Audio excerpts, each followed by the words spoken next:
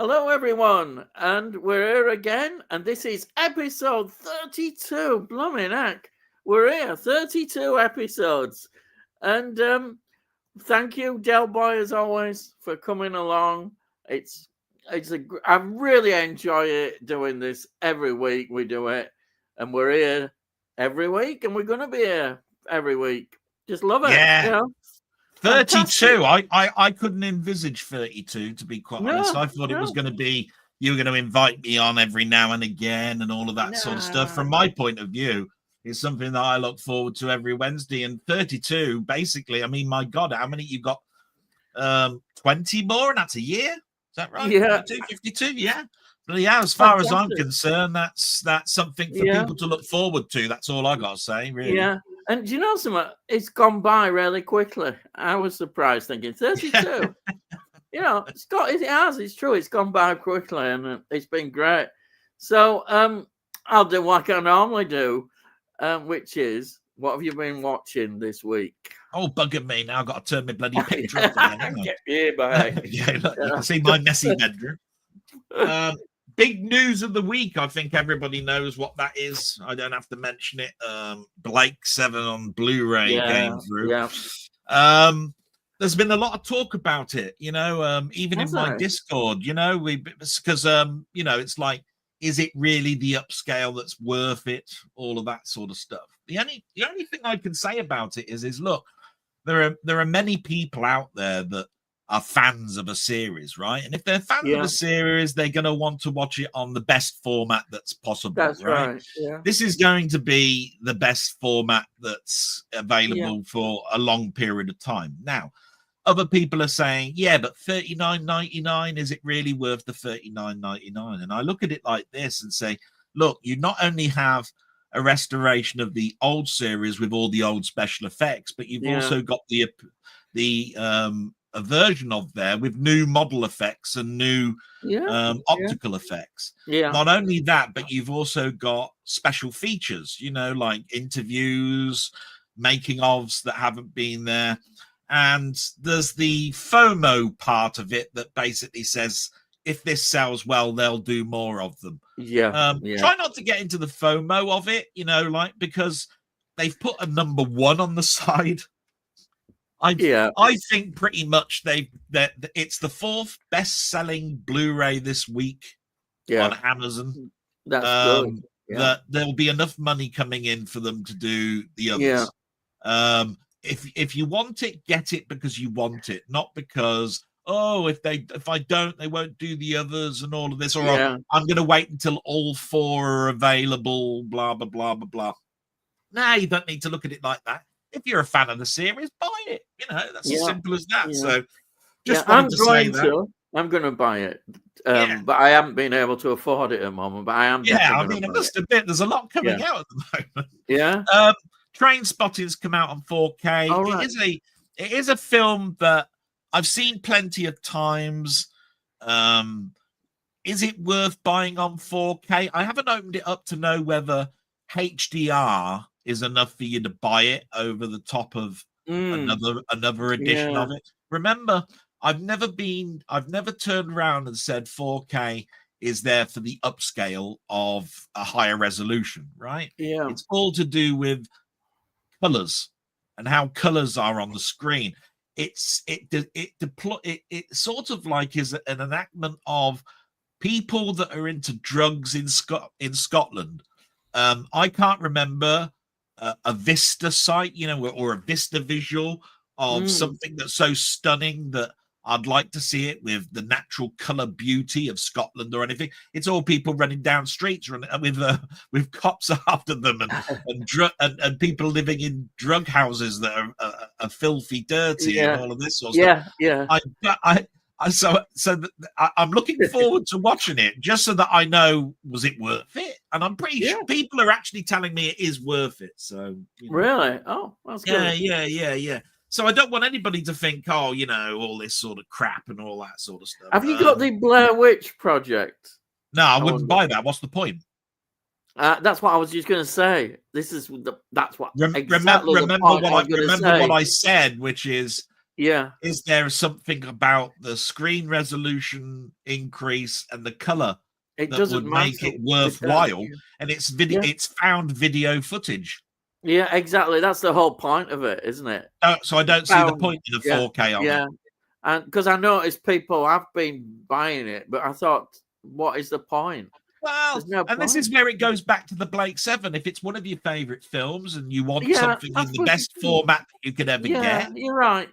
Yeah. From my point of view, it never was my favorite horror film. Yeah. It never was. It was something that I was respected on because it made an awful lot of money from next to no outlay, and it needed no marketing.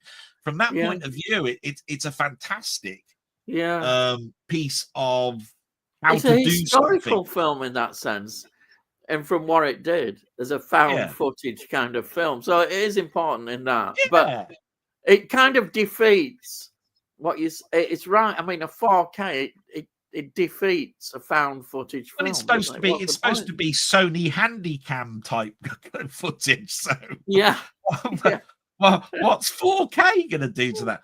But remember this: if you're a fan of it and you want it in the best, and you want it in the best format that you can ever get, no, it's true. No, I agree, and there's no wrong in that. Absolutely no wrong in that. No, I agree. So then there's Georgie Girl.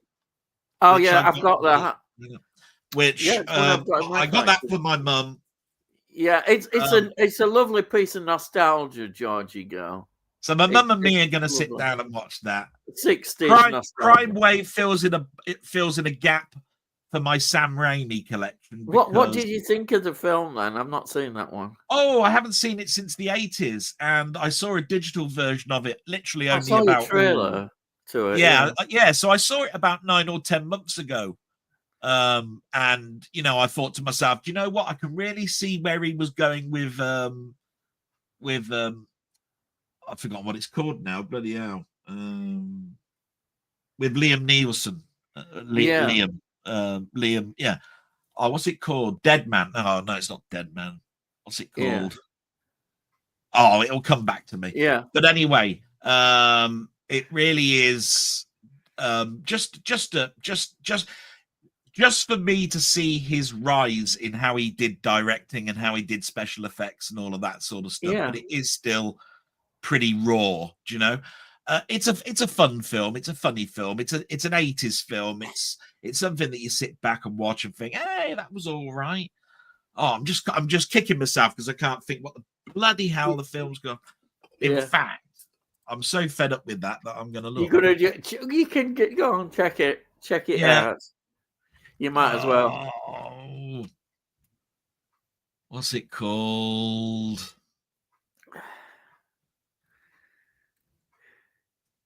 And it's typical, isn't it, that it's not one of his best films, so they haven't They haven't put.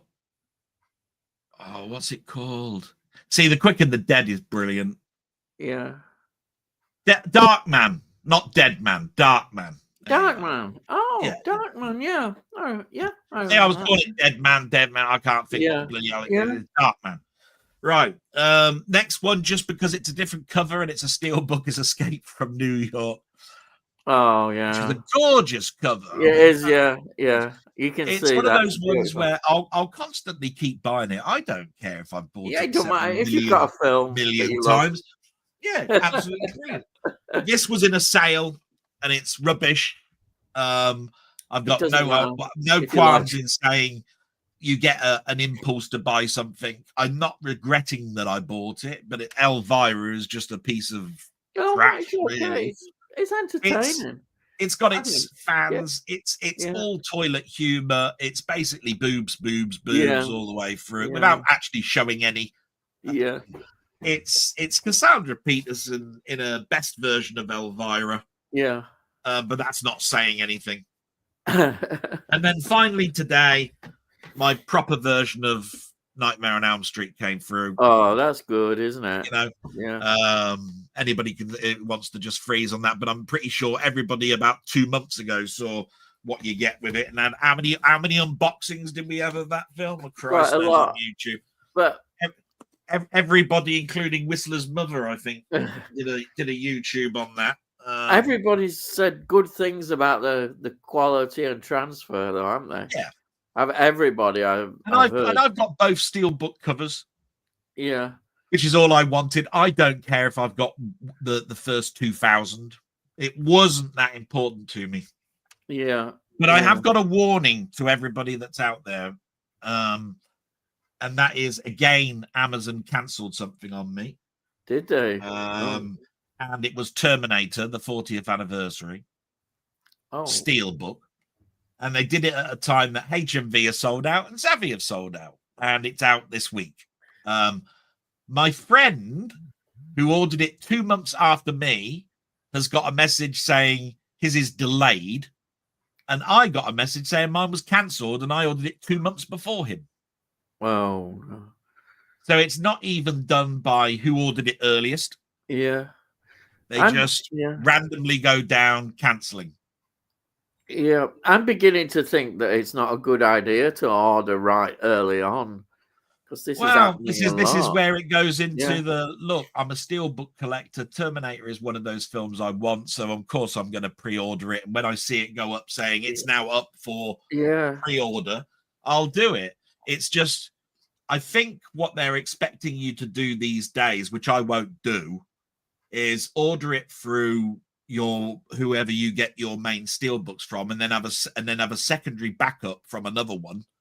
Yeah. And when you get the confirmation that it's being dispatched, you cancel the other one as fast as you can. Yeah. Or you send it back saying, "Oh, it's arrived damaged," and you say, "Can I have a refund rather than another copy?" There is that thought about it, but at the end of the day, I'm just going to turn around and say, it's happened now 3 or 4 times. I'm starting to become a little bit numb to it all. Yeah. And to be quite honest, I did manage to get it from a scalper. It's cost me an extra tenner. Oh, that's quite good nowadays, isn't it? Yeah. Tenner ain't bad.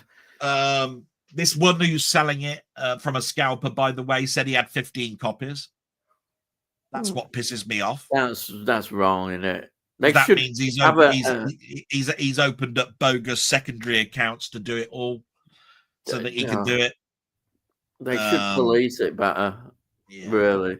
Perhaps they should sort of limit it to maybe 2 copies. No, that's what I think, but Amazon are never going to do that. They're out there. They are a greed company. We all know this, but we don't say anything too badly about it because we use them every day.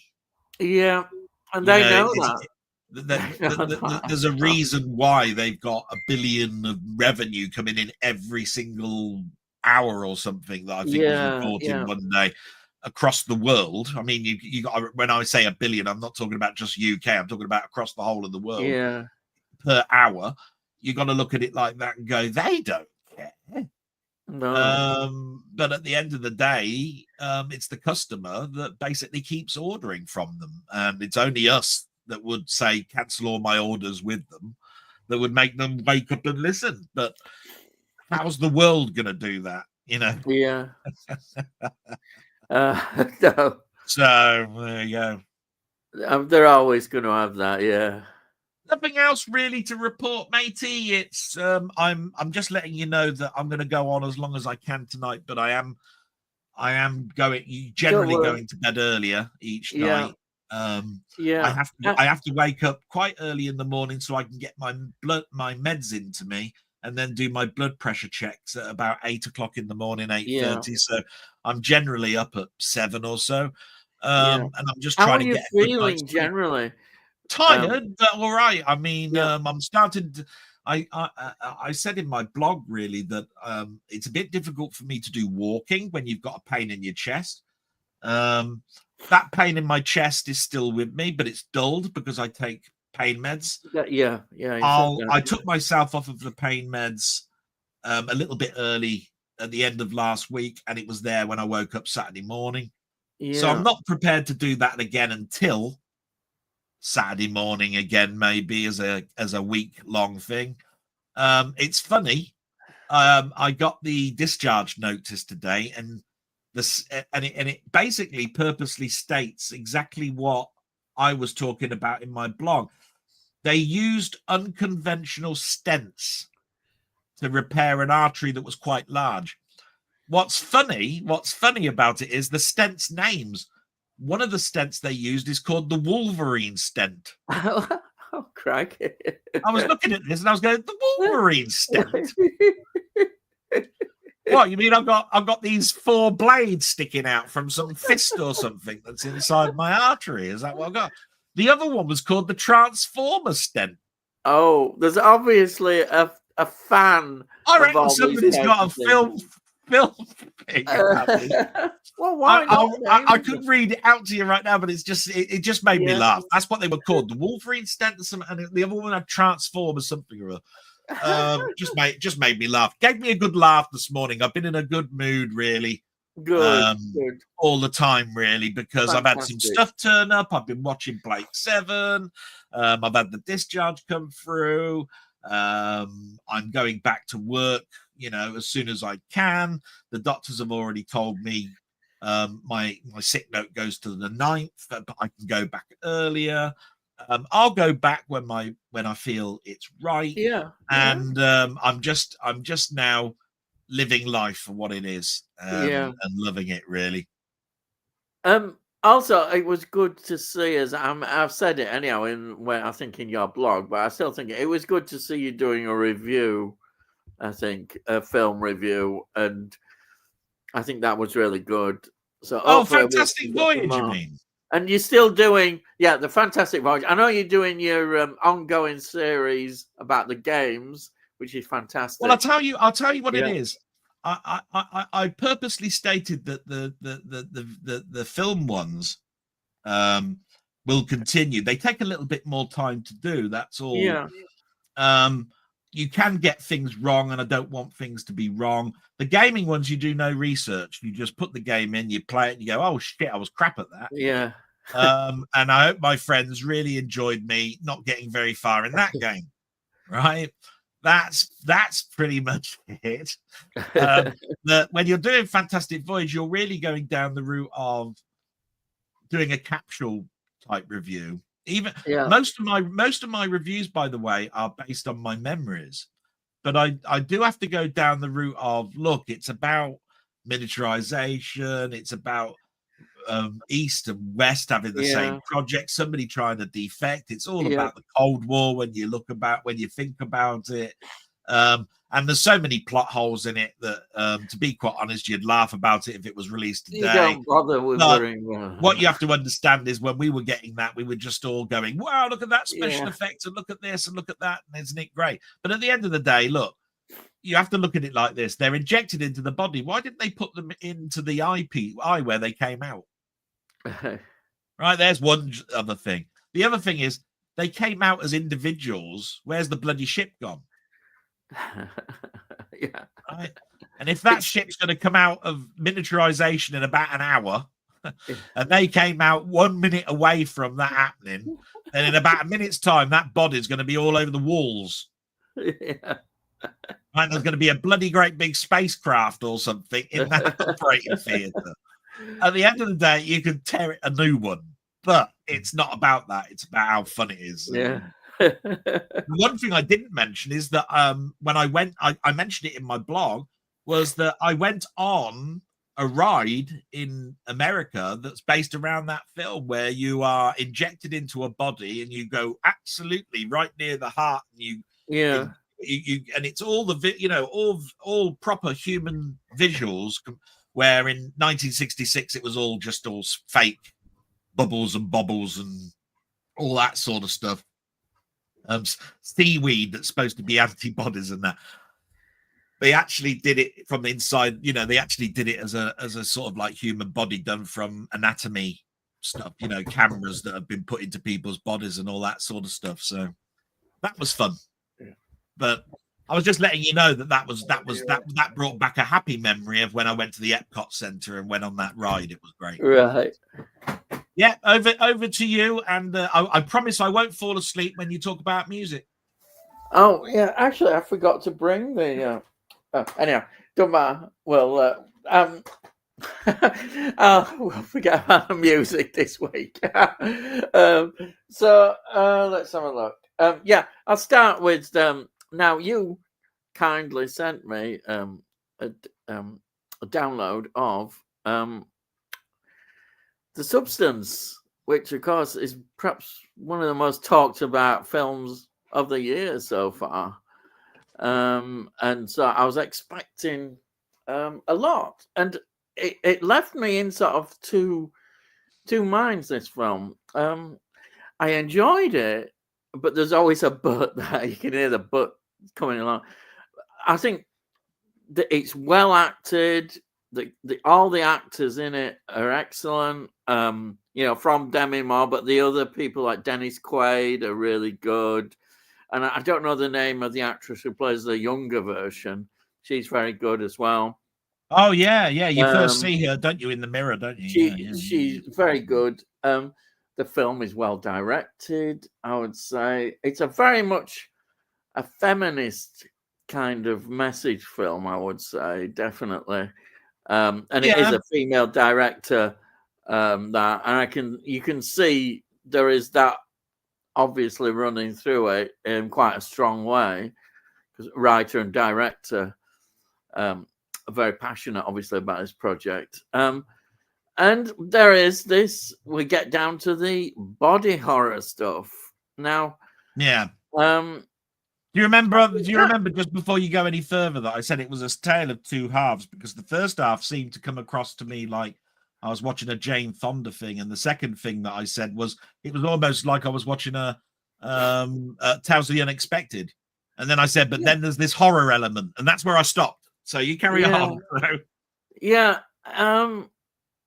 In a way, I think that distracted from the film in some ways. The nature of it.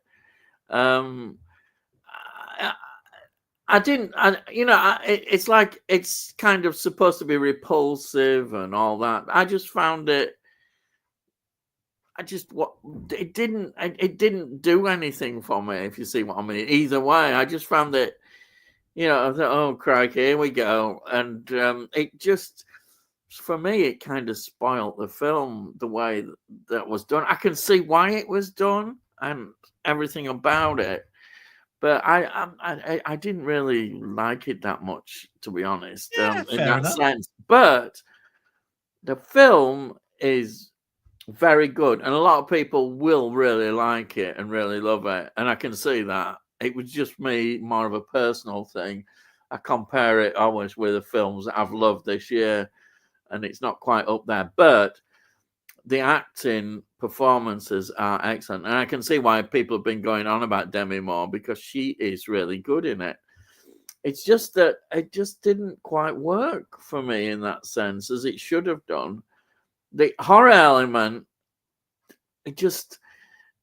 I don't know, it didn't work for me, which is a shame. Fine. I don't know why. Maybe you can look at it again and then come back and say what, because I have to say that I'm a little bit like this. What tends to happen to me is when somebody turns around and says this is a really good film, and then I watch it and I just go, I can't see what people see in it themselves, and then come out with a statement like, the horror bit, I just can't put my finger on it, but there's something about it that just doesn't gel with me. I think maybe a second visit might put the finger on why the horror element, not changing your mind, but it's the reason for it wasn't gory enough, or it's there's some, you might be able to put the finger on. I asked myself, maybe and I have to be you have to be kind of honest with yourself. Yeah. And you have to say, I don't really like this body horror stuff. All this, the way it is done, and that. It's not a kind of area of horror that I really like. I don't find it disgusting, or I don't find it. I know what it is. I've just thought of it. It's just comes out. I don't find it believable. Now that sounds silly, saying, "Oh yeah, well, all these supernatural things and all these other things, they're not believable." But they are in that particular way. You can, in your own mind, sort of rationalize it. I will say this about that. I'm totally behind you 100% if you look at films like Invasion of the Body Snatchers. Yeah, Invasion of Body Snatchers. You see that? Because You see, Invasion of the Body Snatchers is not about a single person split into half no, or whatever, and then has to go back to the body or whatever it is that they do in the yeah, substance, right? It's all about you fall asleep, a plant grows a perfect fantastic. Yeah, likeness of you, yeah, and you turn into a husk, yeah, right? Now, if you'd have done it like that, but the other body doesn't turn into a husk, but there's a doppelganger, then basically again it wouldn't work because there's a yeah, doppelganger going around and you need to refer back to it within was it 7 days in yeah, this film? yeah, And I think that the very nature of the fact that you have to go back to the well is the only way it works. yeah. I like the idea when the concept of saying the best version of herself, and in a way, I think for me, one of the ways of doing that in the end could have been that she actually kills the other one. One of them kills the other, if you see what I mean. Yeah, we won't Yeah, give too much yeah, away. I'm just because I think I've yeah, probably talked a bit too much about it, but I'm just thinking to myself, I still think it was enough thought provoking yeah, to yes, make I it agree. a really really good film. And like you, I think that they went the right way in the fact that it works for women but doesn't work for men, because if this was men, I don't think are quite so vain, and I don't Yeah, think they're treated in the media for being older. In fact, I think they hire people no, when no, they're no, older because yeah. they look more mature and It experienced. doesn't make a difference. Whereas with women, the way it's portrayed Yeah. is definitely, And so um, from that point of view, I think it was a tale that needed to be told without going yeah, down the route of political correctness and all that woke yeah, business and all of that sort of stuff, because it's actually it's steamed in realism from that yeah. point of view. I mean, you And then it could goes argue that, then it goes down the route of yeah. total um never in this wide world is this gonna happen. I But mean, you can argue that they have chosen somebody, an actress who is older, but she is still very attractive. oh yeah, In yeah, many yeah. ways, if perhaps she hadn't been quite as attractive now in the present, then the impact could have been better, maybe, if Well, you see what I I've looked mean. at. I remember watching the documentary, "The Five Pieces of Jane Fonda." Is it called "The Five Something of Jane Fonda"? I don't remember in the documentary of that whether she turned around and said I was pushed out of doing fitness videos or whether I gave up on them because I was finding Yeah, them difficult to do myself because I was getting yeah, older. What you have to understand is Jane Fonda never looked ugly when she finished. yeah, yeah, But fitness videos continued with younger people. yeah, yeah. So you I have to mean, look at it yeah, from a point of view of, was she pushed yeah, or what? yeah. There is that element. There's all sorts of elements in That's why I think marketing. it gets Uh, people talking and why I yeah, liked it. yeah. And I understood that, and I thought the film was very good. It was very good, but for me, it still had those things that I didn't quite like as much. As I say, I didn't like the body horror stuff. It wasn't convincing for me. It didn't really. I was thinking it just. I just didn't like it as enough. I didn't love it enough. That's it. I always say that because all the films, I see, I'm still rating films for the year. I've got to Ah, really yeah. love them, and I didn't love this enough. But it's one that I will watch again, and it may my thoughts might change, maybe a bit Yeah. more. I But mean, I know why I'm thinking certain ways. I know why I'm thinking. Yeah, the body horror kind of it lessened the credibility in my eyes of the film in a strange way. yeah. I I mean, don't know why. to It you, just maybe to you, it might be a top 8 film. it's top For 10. me, I think maybe 10. it's a top 3.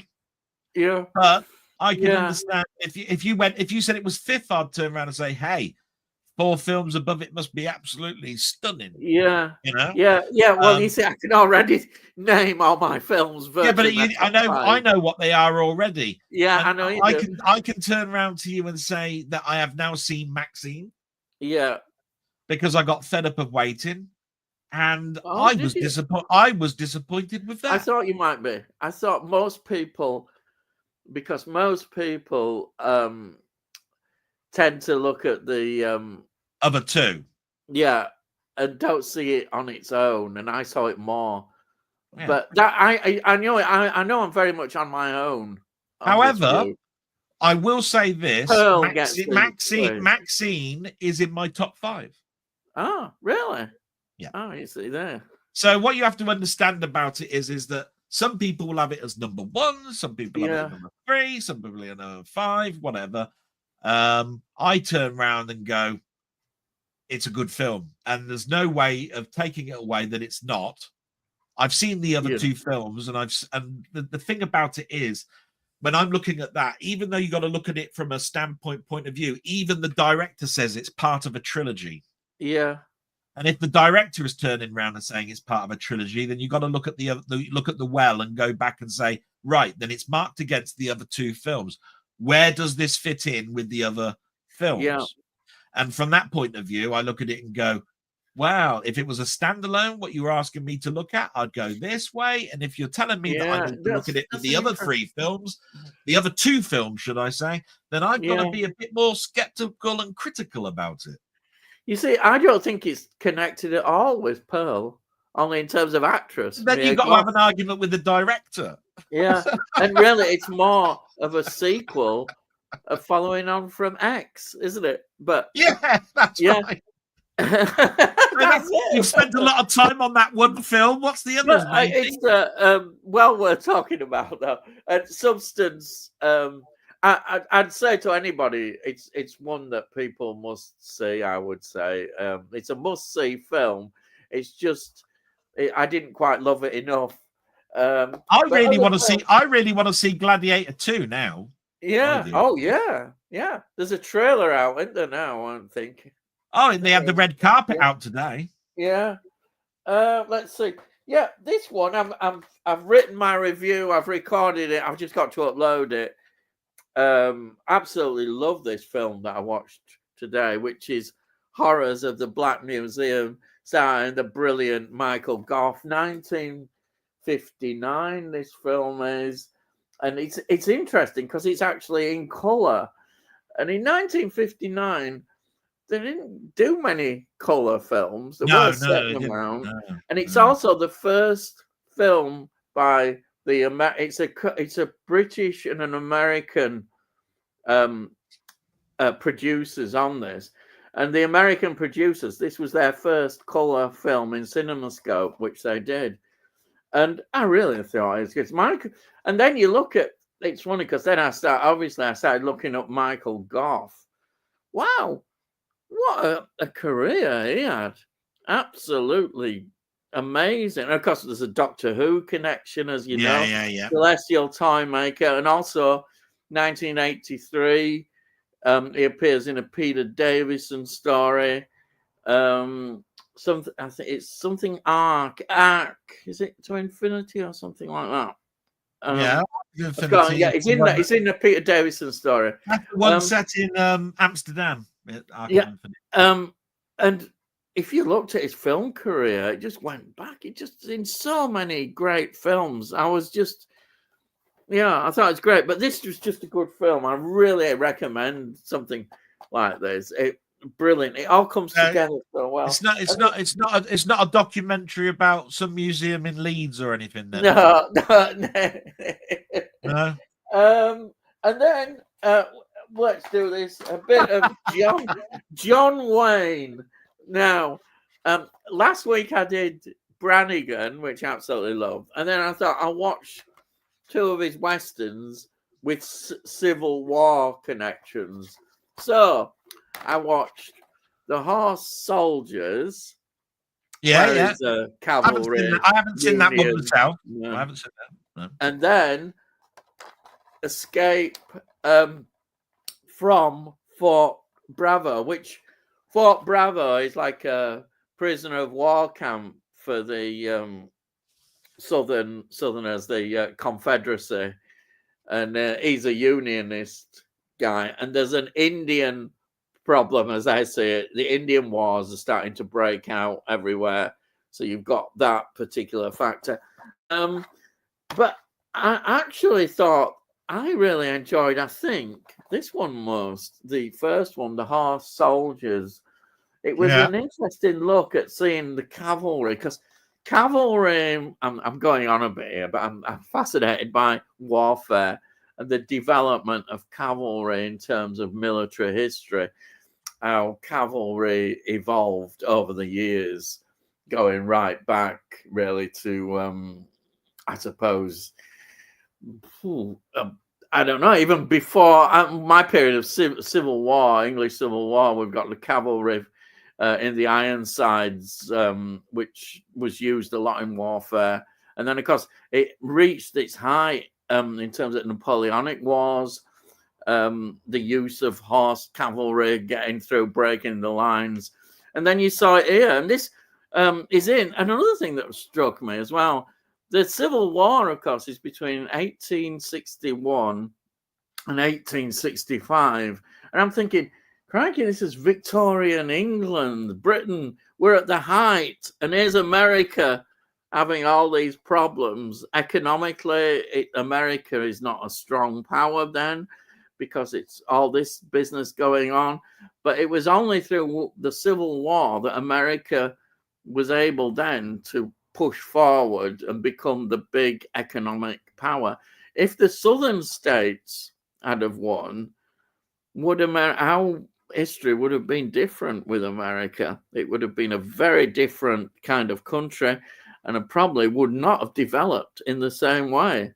So the Civil War is a massive point in history, world history to some extent. Have there been films that have done something like a Twilight Zone episode about how America might have developed if it had been the other way around? Do you know, you could be right. I wonder if Twilight Zone did do that. No, I don't think Twilight Zone did. I'm saying, has there been a film like a dystopian future where it's a good, Actually, I think the Outer Limits might have done one.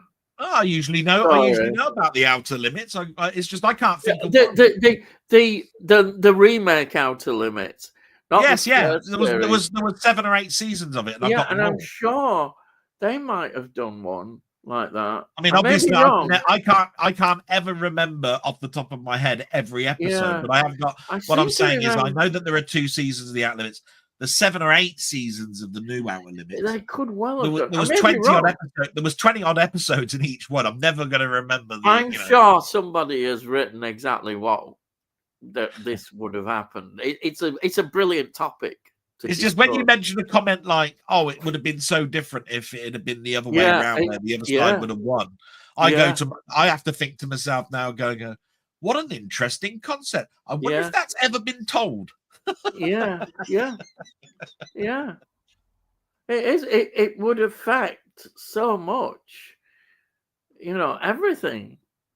And our country it would have affected. I mean, I don't think there's a Twilight Zone episode where it says, "What if I don't know, Catherine Parr's head hadn't been chopped off?" You know what I mean? I have no idea what that would have done to English history if that hadn't happened. Yeah. No bloody idea. But it's the famous "what if," and I like that. The "what if." But it's an interesting. That's why I loved Marvel Comics, because they came out with They came out with about 200 comics of what if stories. I suspect that there has been novels and other things written about this. I'm sure. It's such a ripe area, isn't it? Well, it is. It's implications about slavery, of course, and it's mind-boggling to think that such things would have happened, that the United States wouldn't have been the United States, we could have had Texas as a country, one state, the big country. One of the hugest states in the whole of America. Yeah, it could have been. So. It's possible. So anyhow, the Horse Soldiers I really liked. This one perhaps, which is perhaps the more famous one, I didn't think was quite as good. But John Wayne as playing the Unionists in both stories was really good. And then just one more. This one is, I thought I'd try this because it's very different. It's from the writer of Schindler's List.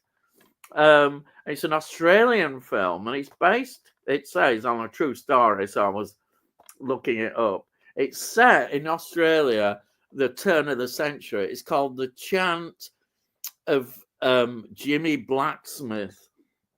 And it's based on a true story. Never heard of that in my life. Now, it's an Australian film. Right. And it's you can see it won lots of awards at film festivals and what have you. It's set at the turn of the century, so you've got where sort of a big influence Britain still over Australia, but Britain is now suffering the Boer Wars. We've got South Africa and the Boer Nation. And all that business going on. And then we've got here, for the first time, really, Aborigines being influenced by what's going on in South Africa, saying, well, we want some influence now. Why can't we have some influence? Because they're treated like second class. It's like an apartheid system with the Aborigines. They're treated like dirt by the white settlers. And this story is he marries a white Australian woman, and this really is shocking. It's, you know, and we see all the racism and everything dealing with the Aborigines. But of course, what breaks him, he finds out he marries this white woman. She has a baby, and the baby is white. In other words, she's not carrying his baby. And he goes absolutely mad. He sees he's been duped, and he decides that he's going to have a war against the white people, the settlers. And he goes out with another bloke and just kills and slaughters people. It becomes infamous and wanted, the most sort of wanted man in Australia. And it inevitably has a bad ending, of course, for him. But it's just a fascinating story. The way he changes because of that one act. He suddenly says, right, I'm at war with this, all that this has gone on, what they've done to me. And yeah. It was different. Something I didn't know much about the history of Australia. It was just fascinating. Yeah, there we are. Ah, that's it. Yeah. No music. Oh, yeah, I forgot. Don't worry about music this week. I haven't brought anything out. 32 weeks we've been going, and every time, if you've done something to do with music, you've said. So I don't think you ought to go past it just because, you know. So have you listened to some music? I'm not keen on your music, but well, I'll tell you what. Let's have a look at what I've done for this week. I've done. Why I didn't bring this out, I don't know.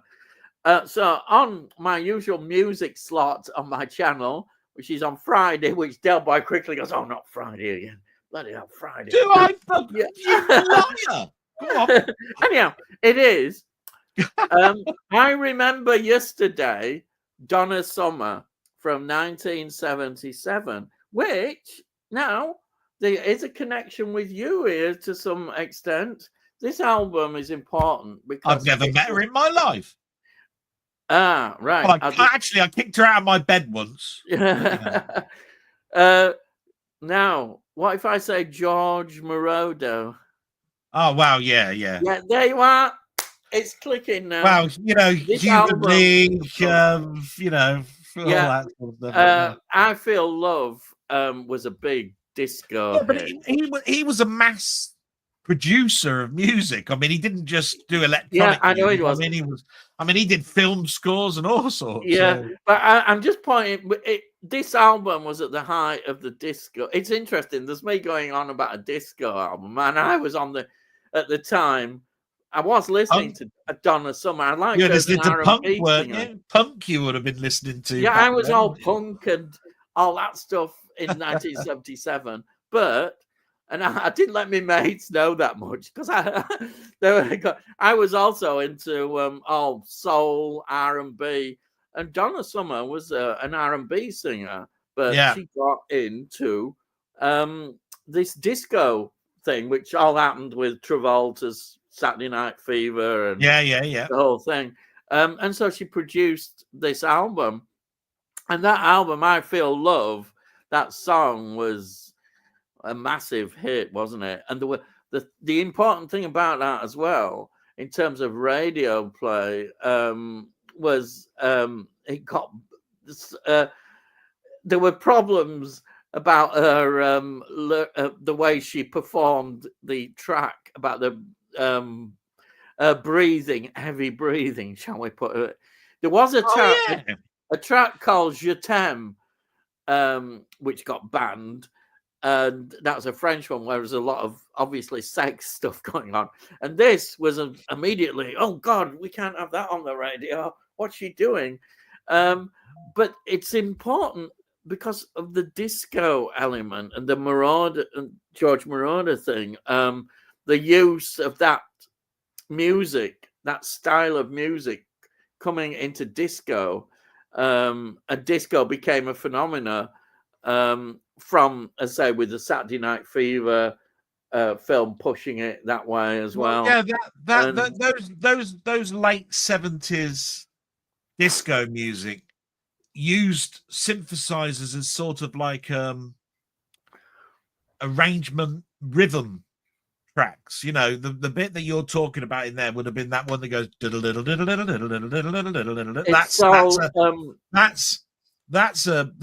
that's just a riff. Yeah, at the time, but it's a synthesized riff. Yeah, but you see, if you'd have said synthesizers probably before this, people would have been looking at other areas of music. They weren't looking at disco music. Yeah. That is the importance of this. Where the synthesizers developed from the 1960s, you know, when you've got the Who experimenting with synthesized music.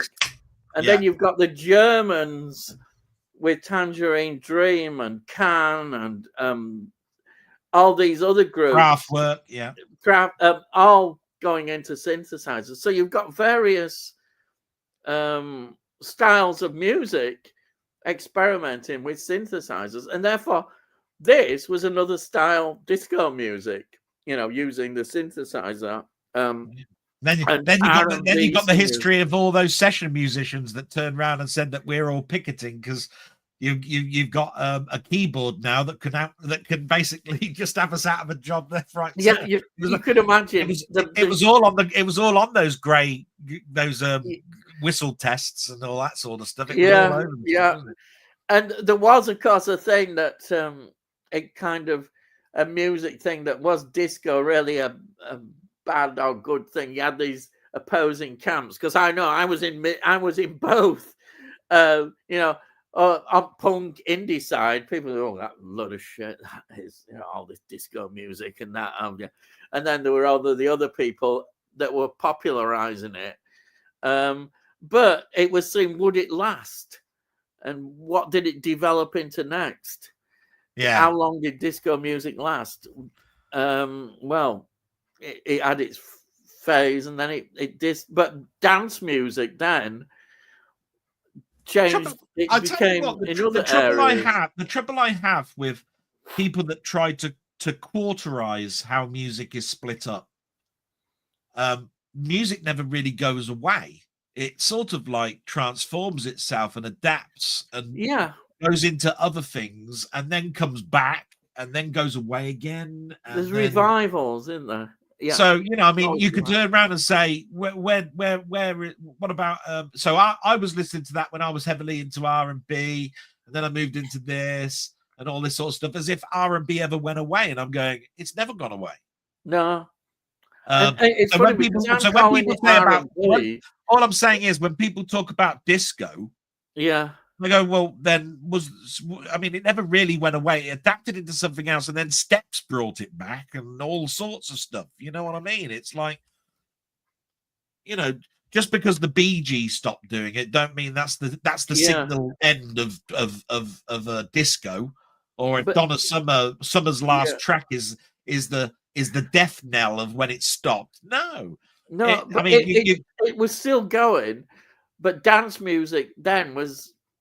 It eventually changed into sort of what happened in the late 80s, 90s. It was always transforming itself. It never went away, but it's like indie music and punk.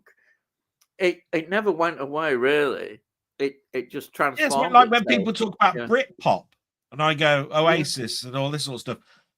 There's still bands now that are in the form of Britpop.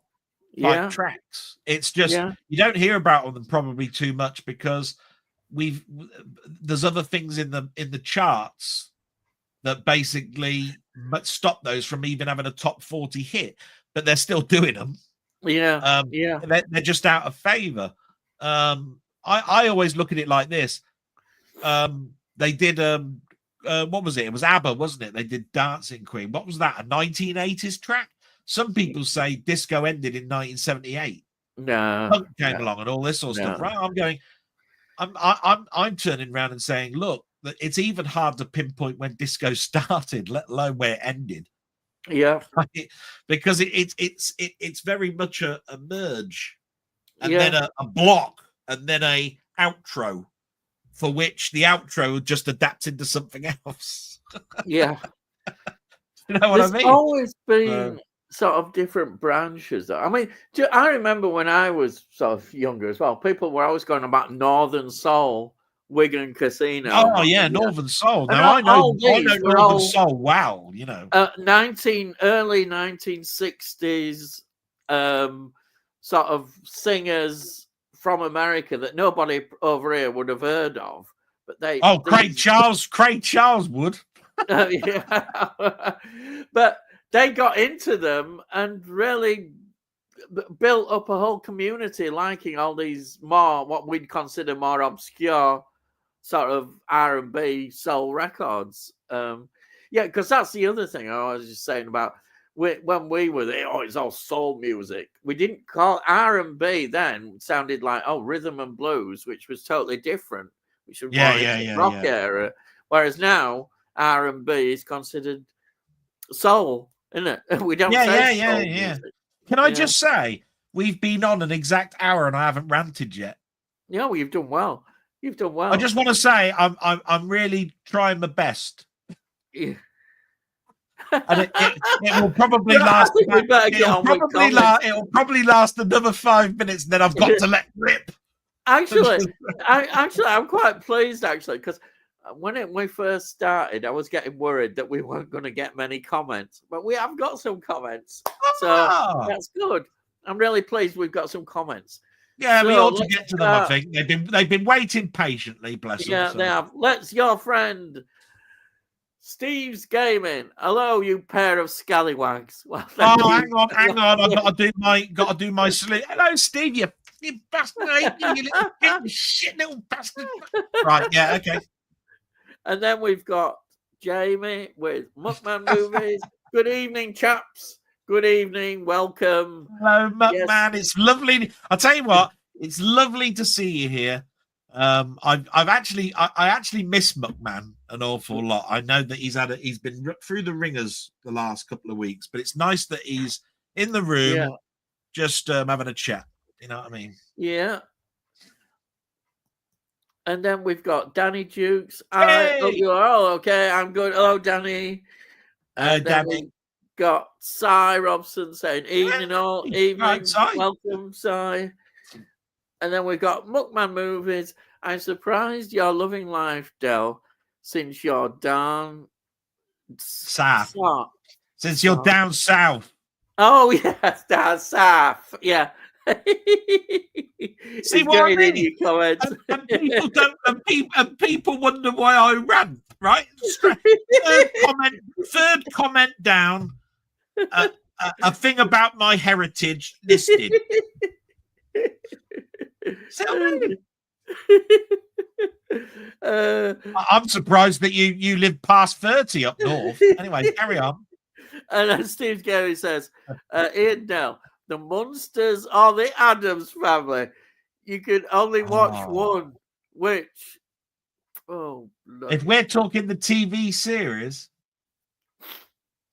I like the Munsters more than the Addams Family, but only just. Yeah. I'm not going to talk about the films. The films are homages. Yeah. So if we talk about the TV series, I really liked the Munsters. I like the idea that, about Frankenstein, and all of that sort of stuff. The Addams Family is just like a kooky family, and that's what they were, weren't they? They're creepy and they're kooky. Yeah. The Addams Family. The Munsters was more based on the Universal horrors that I sort of liked. Yeah. I think I'll go with the Munsters. It's a tight thing, though. I watched both programs and liked them both. I agree, actually. I think it's very tight. I'll tell you what, I'll go Addams Family only just. Oh, that's because you're a bastard. Yeah, just because I'm a bastard. Now everybody down there is going to say, yeah, the Addams Family, because I'm up north. I'm up north as well, so I'm going with the Addams Family. Blah, blah, blah. Yeah, all right. Movies. I'm struggling at the moment. Oh dear, I keep breaking down with guilty thoughts because we had to put Hadley to sleep last month. I'm missing her so much. I basically feel lost without her. I'm so sorry, Jamie. Yeah. There's nothing that I can add to that other than look, time's not even a healer because I miss my dad. Yeah. Every day I'm thinking of it. And when you got a pet, and it's especially a pet that you take for walks and it's always around and it sits next to you while you're watching a film and all of this sort of stuff, it must be bloody awful. And then there's remnants of the toys and it probably had a blankie that it liked and all of that sort of stuff. Yeah. I hate to think. I just hope that time does become a healer for you a little bit. Yeah. Yeah. Even though I know that that's not a great thing to say because I know that time's not really healed things for me. No. I can tell you that now. No, you never forget. You never forget. I think a lot of people get embarrassed or don't know what to say when they see something like that comes up. I've always got the thing in me that wants to go, do you know what? I just want to go up to you and give you a hug. I know that there is absolutely nothing that I can say, do, and I could travel in my car right now and travel for 6 hours to come up and knock on your door and say everything's going to be all right. It wouldn't make a blind bit of difference. Yeah. But that's how I feel. I want to make things all right with you again, and I know that it's an impossibility. So, I just wish you well, my friend. And I agree. Totally. And he says, "Oh, Monsters for me, Steve." Hey, he's up north and he chose me. And then Steve's gaming. I agree. Monsters for me too. There we are. Bollocks to the fish fingers, man. Look over there on the left hand side to everybody else there. Look, Addams Family up yours. It's Munsters. Tony says, "Evening, Ian and Del. Hope you're both well." Yeah, we're right grand. Thanks, Tony. Nice to meet you as well. Rosa says, Muckman Movies, I'm the same. It's been 2 weeks and a day since I had Miley put to sleep. I'm struggling with sleep at the moment. I miss the company as I'm on my own. Again, Sorry. I just wish that I could just go up to Sai and Yeah, I'm sorry. Yeah. But that's just Yeah. the compassionate thing in me. Yeah. It would make no difference whatsoever, other than I try to portray that I actually mean it, and the more I say it, the more I look like I don't mean it. So I just sort of like need to shut up, I suppose. But I really do. I do feel for you. I mean, we've all got hearts, you know. Yeah. Yeah. And they can get hurt. Yeah. You know. That's true. Muckman Movie says, I'm 3 films in at Leeds Film Festival. I really recommend Flow, incredible animation. And The Girl with the Needle, very dark and bleak, black and white, post-World War drama set in Copenhagen. What's That the third sounds film? interesting, yeah. What's the third film? He's mentioned 2 of the 3. I know, I'm just looking at. I don't think he's mentioned anymore. Let's have a. I'll go carry on. We've got Tony saying, "Evening, Jamie. Muckman Movies. I feel for you, Si. I know exactly what you're going through. Yeah, understand." And then Muckman said, "Hi, Tony. Muckman Movies. I've lost all interest in doing YouTube videos at the moment since losing Hadley. I'll try and do a 2-month haul video at the beginning of December. It's okay. I'll say this to you, Muckman. Do it at your own pace. Yeah. You do YouTube because you feel you want to do it, not because you feel guilty about not doing something, and you feel that something might happen, like you'll lose people or people won't come back or all of this sort of stuff. We're all behind you when it comes to something like this that happens in your life. You just have to do it when I think it'll be. I'll take it like this. I think it'll be good for you if you did one, but that's just because I think it'll take the mind off of things. Yeah. But you do it at your own pace. I can't say more than that. You do things when you feel it's right for you. Yeah. Take it like this. I felt guilty. I'll tell you a little story. I had my heart attack, right? And the one thing I kept thinking of is I was supposed to be doing a blog today. And then when I got to the hospital, I couldn't wait for the point where they'd leave me alone so I could walk out the hospital and just tell somebody, can you get a message out to people to say there ain't going to be a blog today? Now, how stupid is that? I should have been going, I've just had a heart attack. Yeah. Right. But I was thinking about, I don't know what it is. I suppose it's because I put out a disclaimer saying there'll always be a blog every Sunday. Right? When one isn't out there, I just think to myself, even though I'm not getting one out there, I've not told anybody the reason why it's not there. Right? And what happened was, when I got out from having the operation, I couldn't wait to get behind the camera and say, here's the blog that wasn't. Yeah. Yeah. You'll notice that in that week, I did a blog that said, here is the blog that wasn't. Why? Why am I so fixated and worried about that when my mother would have been distraught, my sister was distraught, my brother-in-law was distraught. I was in a situation where I was on a slab having rods stuck down my wrists, and all I could be thinking of was, when am I getting out so I could do a blog? It don't make sense, does it?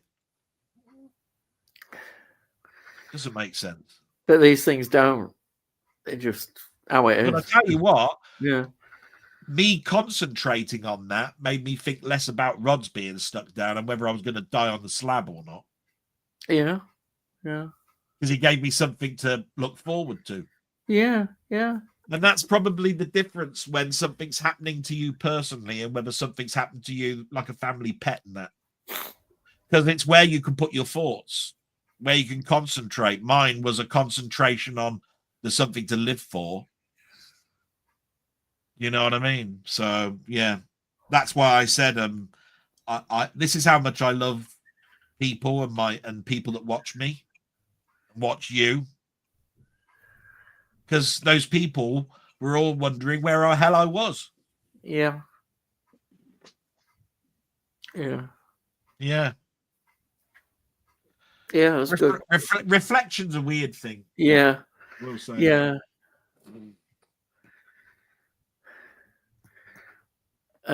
Sai says, I went to see Heretic for a second time and then enjoyed it more on a second viewing. That's getting a lot of positive feedback. I'm going to say this, Sam. Yeah. I'm so looking forward to that. I'm so glad that you've told us that.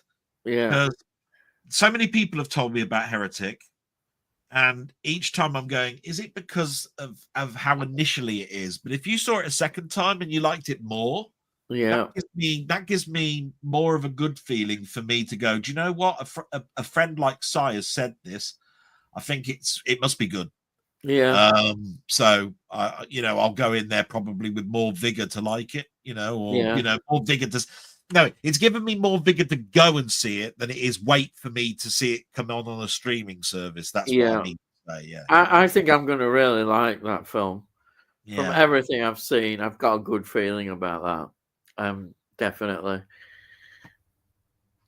Tony says, "It's said times a great healer for loss." True, I think to some extent, but loved ones are always in our thoughts. True, my mum, my dad, my granddad, they never leave me. I still miss them. Can I ask this question of you, Ian?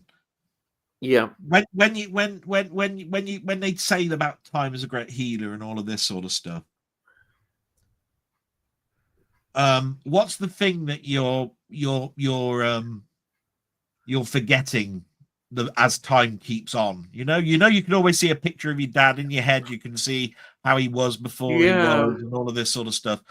What's the thing that's now disappearing that you're worried about? I can tell you mine. Go on, yeah, I'll be interested to hear what you're saying. I have only got one recorded message of my dad, and the more time goes on, the less I can remember how he sounded. Oh, right. Yeah. So I've got pictures, I've got my memories, I can remember conversations I had with him, I can remember visiting certain places, and in my head, I can hear all of those conversations, but as each day goes on, the one thing I'm worried about is I'll forget how he sounded. Yeah. Yeah. Do you know, I've got a similar story with my mom. She died in 2010. My phone wasn't that good, but we went out. She came down and we all went out for a meal. And I used to tease my mum a lot as well. I was a bit of a bugger sometimes. And so I was recording her on this meal. And now I play that, and it's the last thing. Like you said, her voice, her mannerisms, it's all there, and that is to me extremely precious piece of film. It's not that long. It's probably maybe 2 minutes, maybe something like that. But I play it, and you never forget that. Yeah, you kind of hold on to that. I remember. I used to have a ton of recorded messages that people have sent to me, and I could hear our family pet dog barking in the background. Right? Yeah. Right. And I dare say for all the pet owners out there, they'd love a little recording where they can hear their dog barking. Right? Yeah. Every bark's unique, isn't it? Right? It's the same thing in regards to my dad. I can't say to you enough. I've got one message left. One message that's left on our answering machine where I've got a voice that I can play back and go, that was my dad. And it'll make me cry every time I play it. Yeah. And at least I can, even if it's an electronic and it's not a true representation of what he would have been if he was in the room, it sounds like him. Yeah. Yeah. Now, with my dad, I was very conscious because when my mum had died, and he came when he used to come down and visit us. He used to love coming down to see us, and I always took loads of pictures and did try and grab some film, and especially in those last couple of years, because I knew he was getting to 90, and I was thinking, oh crikey, you know, he was still in reasonable health because he used to drive down. You know, he'd drive down from Leeds down here to East Midlands, and he was so active. He always looked healthy and was quite amazing. But I was very aware that I thought to myself, you know, you've got to get as many pictures and that when he comes down, and try and get little clips. So I did get some clips of him, and those are so valuable that I play them a lot because I can see him talking, and it's in a way, I know this sounds awful, but I'm glad I didn't see my dad in the last few months when he died, because he deteriorated really badly, apparently. My brother, because he's up in Leeds, he was nearer to look after him and that, and I couldn't, because I was looking after my wife as well. So I'm really glad in some ways I saw him when he was very lively, very mentally strong. He was always very mentally strong. So I did speak to him and just on the phone, and I felt awful. I remember the very last time I spoke to him, he hardly knew who I was, and it was heartbreaking. So I rather not think of that. I always think of, well, when he was active, and because he deteriorated very quickly, which is a blessing in some ways. I know it sounds awful, but I'm glad he didn't linger on in a bad state. You know, he deteriorated pretty quickly. Yeah. Which was good. I wish I would have been there, but you know, I've got my own things, and my brother was, so that was something. It's the same with me. My dad went quite quickly. I think it was rough the last 4 or 5 months. Yeah. But it was the last 2 months that was the hardest. Yeah. Oh, yeah. And then he was gone. So yeah. Yeah. Hey, look, we're I know, but it does bring. On the other hand, I have a lot of good memories. Of very, very good. I think about them both every day, and in a good way. I'm not in a negative way at all with them. So I thank Kevin's for that. Really, that I have a good relationship. So that is good. Right.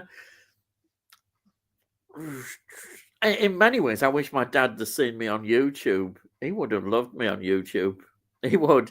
He'd have been so interested in talking about it and everything. But anyhow, Muckman Movies. I got my 4K special 85th anniversary steelbook edition of The Wizard of Oz today. It's a beautiful release. Managed to get 20% off the recommended retail price too. Well, that's good. You got 20% off. I have seen all these editions being shown on various YouTube channels, and they do look beautiful. Yeah, absolutely beautiful. I did ask a question to Euphoria Pictures about whether the version, the 85th edition, was anything different to the 80th edition. Just purely on the basis that people do tinker about with new editions, you know, like go back to the negative and clean this up and that up. He clarified it's the same edition. So the only thing I can say about it really is that Wizard of Oz, it's always good to bring things out, but it is double dipping.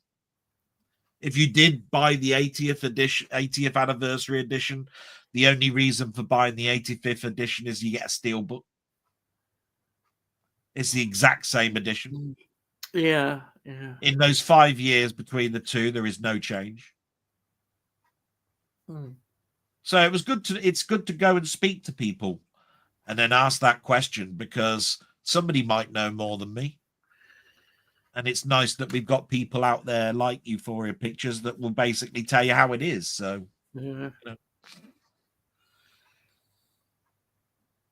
Good. Okay. Does it make you want to go and get it? Well, I can't, so that's right. It doesn't make me.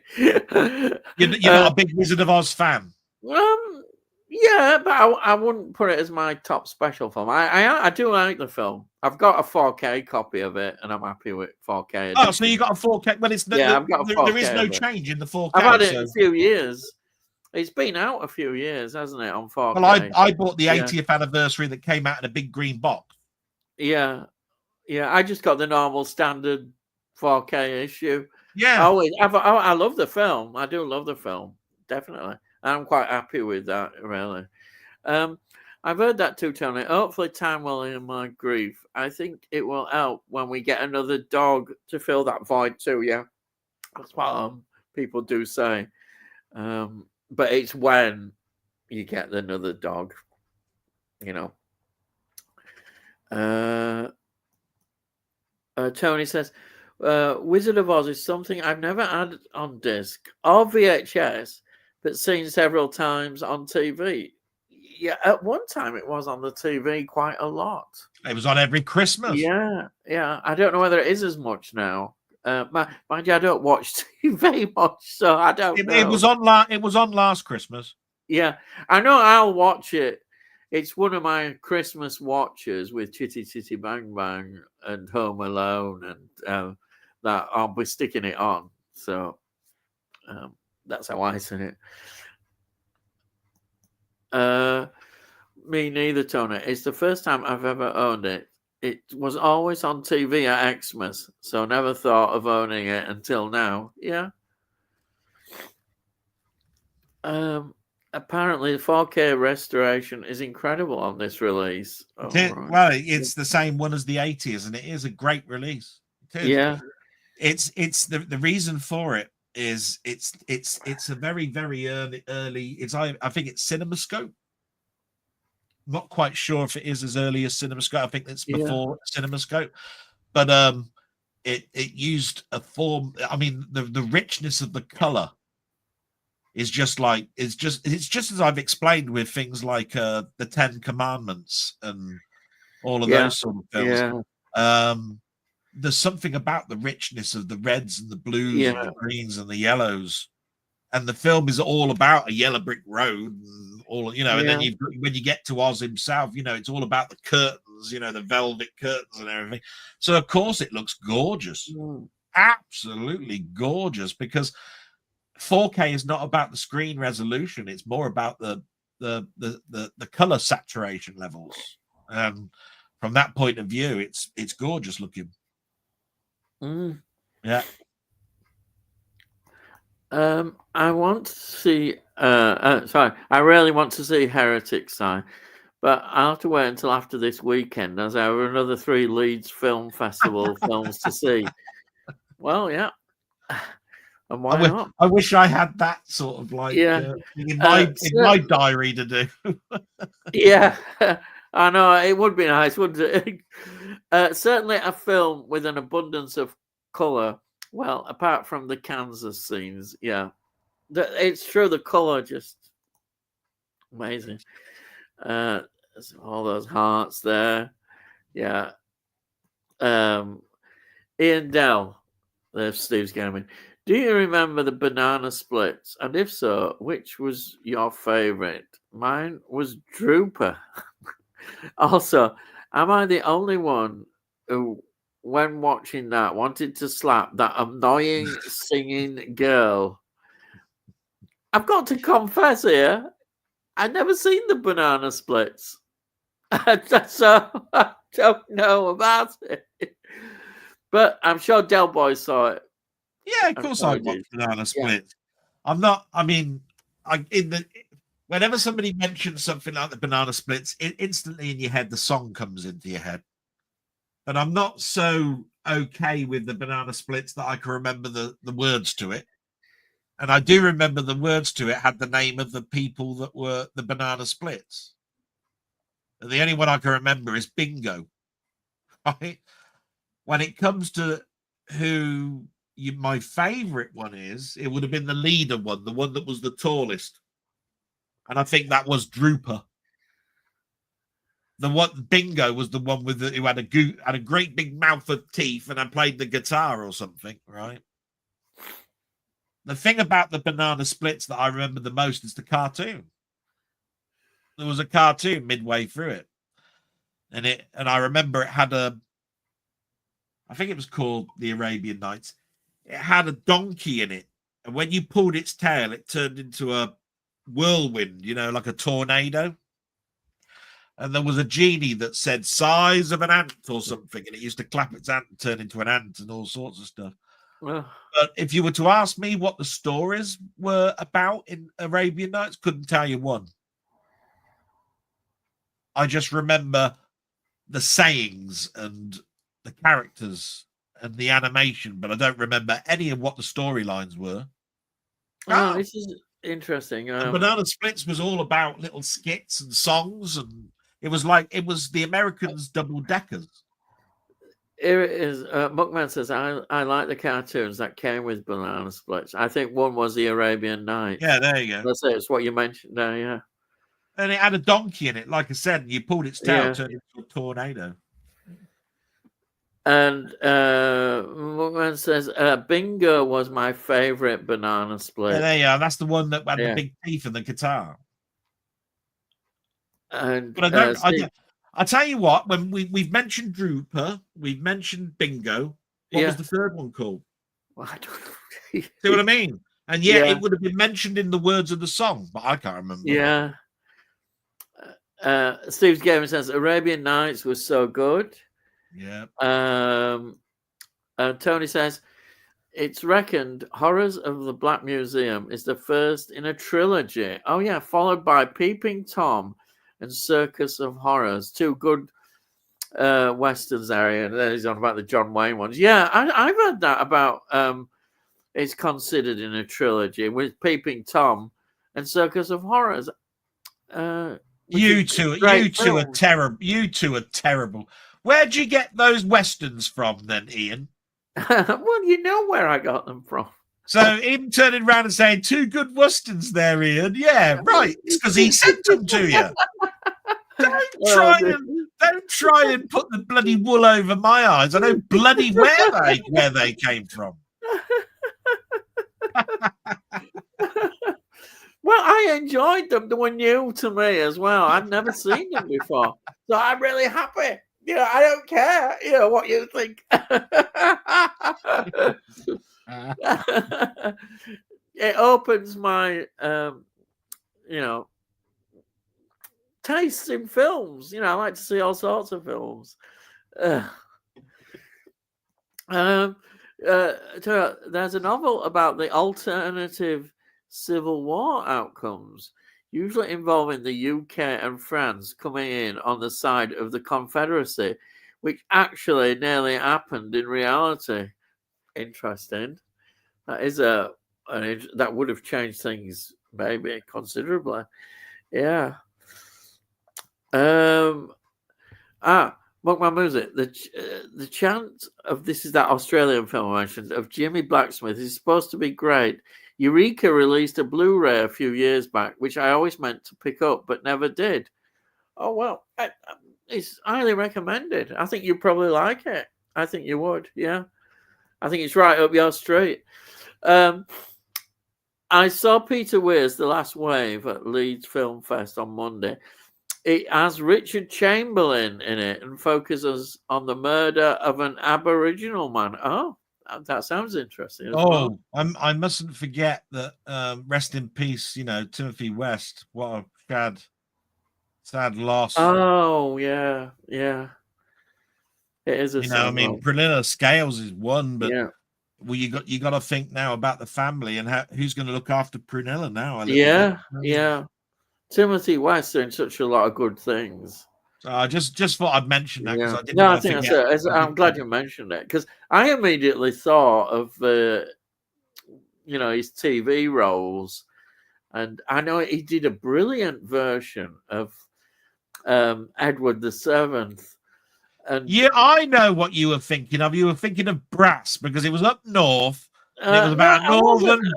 But That's what you were bloody cross my thinking of. mind. But it did cross my mind. But I Yeah, thought Edward the crossed Seventh, your he was mind. It was really right. good. It was right. The first thing you thought of. Well, it was good. Don't try and cover my eyes. I'm being very good this week. I'm not putting forward too much Yorkshire propaganda, which of course isn't propaganda; it's the truth. But I'm not putting it forward too much. I thought, well, I'll save Delboy all the tears and despair of being a southern and softy. Being a southern softy, we won't do that. I'll save him from that. So that's why I mentioned Edward the Seventh, because it's one that stuck in my mind. It was very good, and you see all these missiles coming in. They're all going down south. Look, they're missing the north out. Oh, dear. See, because this is me under fire every week. Oh dear, spare me. Yeah. Tell you what, that's the edition I have, Jamie. Eureka gets quite brutal in parts. Recommended, yeah, definitely. The last wave was David Gulpy, an Aboriginal actor who also starred in Walkabout. Wow, that's a great film, Walkabout. You know, we know that one, don't we? Jenny Agutter. Jenny Agutter, of course, yeah. Great film, absolutely wonderful. Saw that when I was at school. Yeah, it's a great film. And Mike picked Jimmy Blacksmith up, if you can find it. I bet it's out of print now. Yeah, it's very good. Oh, here we go. Bloody £30 on Amazon. Buy it. That's nothing to a made man like him. Yeah. £30. Yeah, it's a hell of a lot. Tell you what, if to a northern person, if that had said 30 pence, you'd have said it was too much. Go on, anyway, go on. 30 pence. Oh, I want a free bag of chips and a can of Tizer with that. Go on, anyway, go on. And some pop and some mushy peas, of course, and everything else.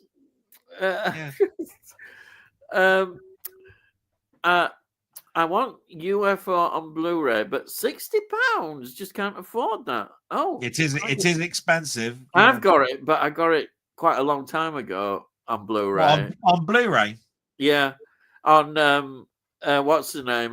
Network. Yeah. That's why it's £60, isn't it? They've that new company. Well, if I remember rightly, they did it as a 2-parter on Blu-ray, and then they did it as a 1-parter. That's what I've got it all together. Yeah, complete series. I think if I remember rightly, I've got the DVDs as in 2 parts. Yeah, and then I got the first part when it was on Blu-ray, and never got the second part, and I haven't bought the complete. Yeah. So even I haven't got the whole thing on Blu-ray. Oh, I have. I've got it. Yeah. Yeah, but you're a northern bastard, aren't you? But £60 is a lot, a hell of a lot. Yeah, but that new company has probably put it out, haven't they? Well, yeah, but if they do, it'll be £80. You know, because they put Gold Media or something. Yeah. They put 10 and 15 quid on top of everything. Yeah. So.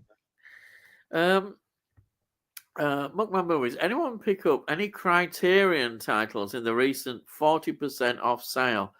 I got about 6 in the UK and have 3 now flying over from the US. US. I've just got an image of them flying over or flying. Yeah. Criterion titles. I haven't actually indulged in that sale.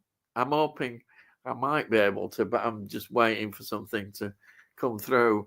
I might be able to afford it, but probably I think the sale ends beginning of December, so I've got my fingers crossed that I might be able to afford something, but we'll see. I definitely like to. I've only got one Criterion title in my collection, just one. which is I think The Black Cat. Then you've got more than one, you miserable bastard, because I bought you one. Oh yes, of course, the Irishman, miserable bastard. I've only got one, and it's the Black two. Cat. I've got two. Bloody hellfire! So I've only got two. What short-term memory you got? I have. Actually, no, it's true. Actually, I can't remember things. I don't. Can't even remember gifts from. I can't remember what day it is half the time. No. Who are you? What are you doing on this live? Yeah, what's your name? What are you doing here? Yeah. But yeah, that was that. Actually, to be serious, that was a really wonderful gift. I absolutely loved that. It was something special, absolutely special. That Irishman, yeah. Wow. Anyhow, have you got anything to add about the Criterion Collection? Not really. I did. I knew it was coming. When I went to look, it seemed only in America, so I didn't bother looking anymore. When it eventually did come to the UK, I looked and I couldn't see anything that I really wanted. You're right. Yeah. I am a big I do like Criterion films because I've got things like Some Like It Hot, and I've got I've got The Irishman, obviously. Yeah. But I mean, even now the UK, I've got After Hours. That's another one I got. Right. I think Blowout. I've got that. Oh, right. But there isn't that many that I want, if you see what I mean. And I'm sure if I looked, I'd be buying something, but I'd be buying it because it's in the sale rather than something I'm looking for.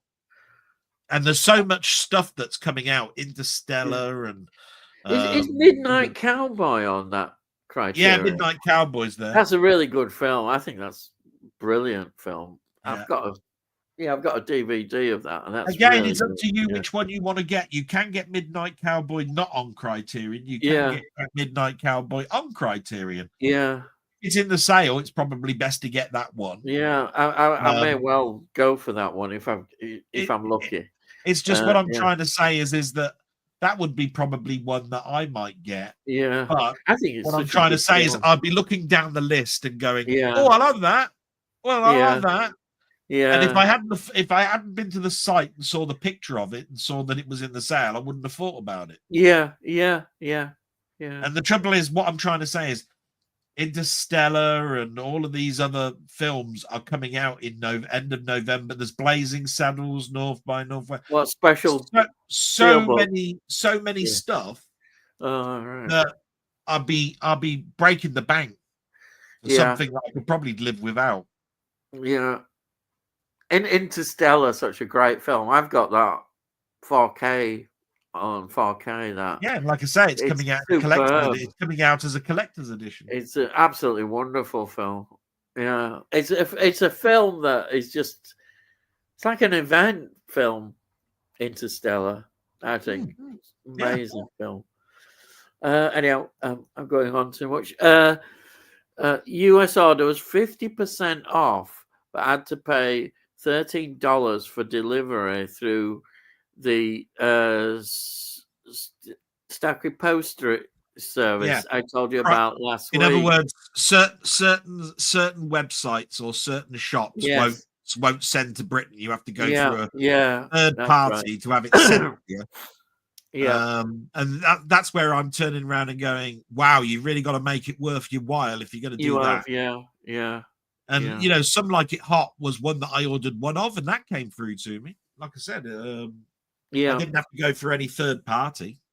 But I just wondered to myself, why is it that Some Like It Hot's not got a UK Criterion release? Why? Yeah. I know it's a classic film. It's one that's up there as always mentioned. It's listed constantly as one of the top 5 comedies of all time.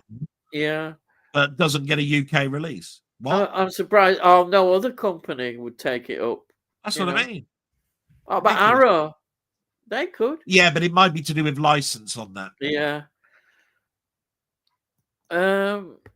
Tony says, David Gulpilly plays the title role. That's that Australian Aborigine actor, isn't it? Well, in the Tracker to 2002, set in 1920s Australia, where he's leading the police in the search for a murderer. Another recommended one. There sounds some good Australian films, definitely. Hopefully they arrived unscathed. Well, yeah, when you're paying that a lot of money, yeah, you definitely want them unscathed. Well packed. Gulper is a good actor. I remember him being dryly funny in Crocodile Dundee. Oh, yes. Yeah. I'm trying to think what he looks like in my head. Yeah. Not to be confused, Tony says, not to be confused with another film with the title Tracker, similar premise, but stars Ray Winston searching for a renegade soldier, this time in New Zealand around 1900. Well, that's quite He different. gets Again, about New it, Zealand. Though. Yeah. Muckman says, I watched Late Night with the Devil last night. Pretty good, but not as great as all the hype had suggested. I can see where you may be coming from on that. But I feel that with substance, really. But I've got to like Late Night with the Devil a lot more. It's a film that's really grown on me. At first, when I first watched it, I thought, yeah, what is all the fuss about on this? You know, I wasn't over impressed in that sense. I knew it was a good film, well put together. It captured a certain 70s sort of chat show vibe in it, and I thought it was really great. But I people gushing about it, and I was you kind of sometimes get put off by people going overboard about these films. But then I've watched it again, and then I've watched it again, and I'm thinking, oh yeah, this is actually better than I thought. Yeah, some films are better on multiple watches. Yeah, and that maybe that will happen with the substance. I don't know. Well, I'd never forced that on you. I was just saying that maybe a second viewing might make you think. I only mentioned a second viewing because you said I can't quite put my finger on the horror bit, and I went, yeah, okay. Yes, no, I agree. Not about the film itself, and not about the performances. Well, I told you what I thought really about the film. I thought it's well put together, well acted. The director does a good job on all that. And as I said, the bits, just at the body horror bits, I don't know. They just didn't work as well for me. You know, that kind of just lessened it. But it didn't as a film. I still think it's a great film. But those kind of suddenly it wasn't a film that I loved. I think because of those bits. You know, it's not like, as I say, it's not Abigail or it's not Maxine. In my heart, you know, how I actually love films, but there we are. This is interesting. You'll like this one, Del. It's not the same without a Del rant. Yes, you've got to have one, haven't you? Well, might be one by the end of the night. I don't know. We'll find him. We've still plenty of time for a Del rant. Yeah. Del, your ears must have been burning. I was literally telling my partner about your VS rant from last week and my ADR acronym, Angry Del Rant. There you are. You've now getting a cult following. Well, we to give you a sort of like a behind the scenes sort of like thing that happened last week. We both came off. And I needed to get to bed, but we had a little bit of a laugh about Funko Pops, didn't we? I mean, that really was a rant. Yeah. You really want to know a rant? You really want? Yeah. You should have had your ears burning on that. I'll tell you. Jesus Christ. They're a great con job, Funko Pops out there. A wonderful con job. And we're not conned. by them at all. No. Yeah, it was fun, wasn't it? I think that the thing that we got away with saying between ourselves is that basically, because no bugger opens the boxes, then you probably don't know it, but it's the same bloody mold for all of them. You know, you've got the 27th edition of Luke Skywalker that's in his battle suit, or he's in his Obi-Wan dressing gown, or whatever it was. It's the same bloody mold. They just put a different cloth around him and said, "Right, here's the 27th edition of your money that we're going to be having." Rub, yeah. And you and those people are not even bloody opening it to see that you're being conned. Jesus Christ, man! And then you can charge 30 quid for it. Yeah, 30 quid, it makes it even more collectible. We'll put Ellie at the end, charge 50 quid, and we'll say it's gold. Yeah, gold edition. Bollocks. Yeah. I know exactly what you're doing. They saw you coming, as they say. We saw you coming. Rubbing their hands. That was the crux of, I think, the Funko Pop. Yeah. You can see them rubbing their hands, going, "Oh, suckers! Here we are."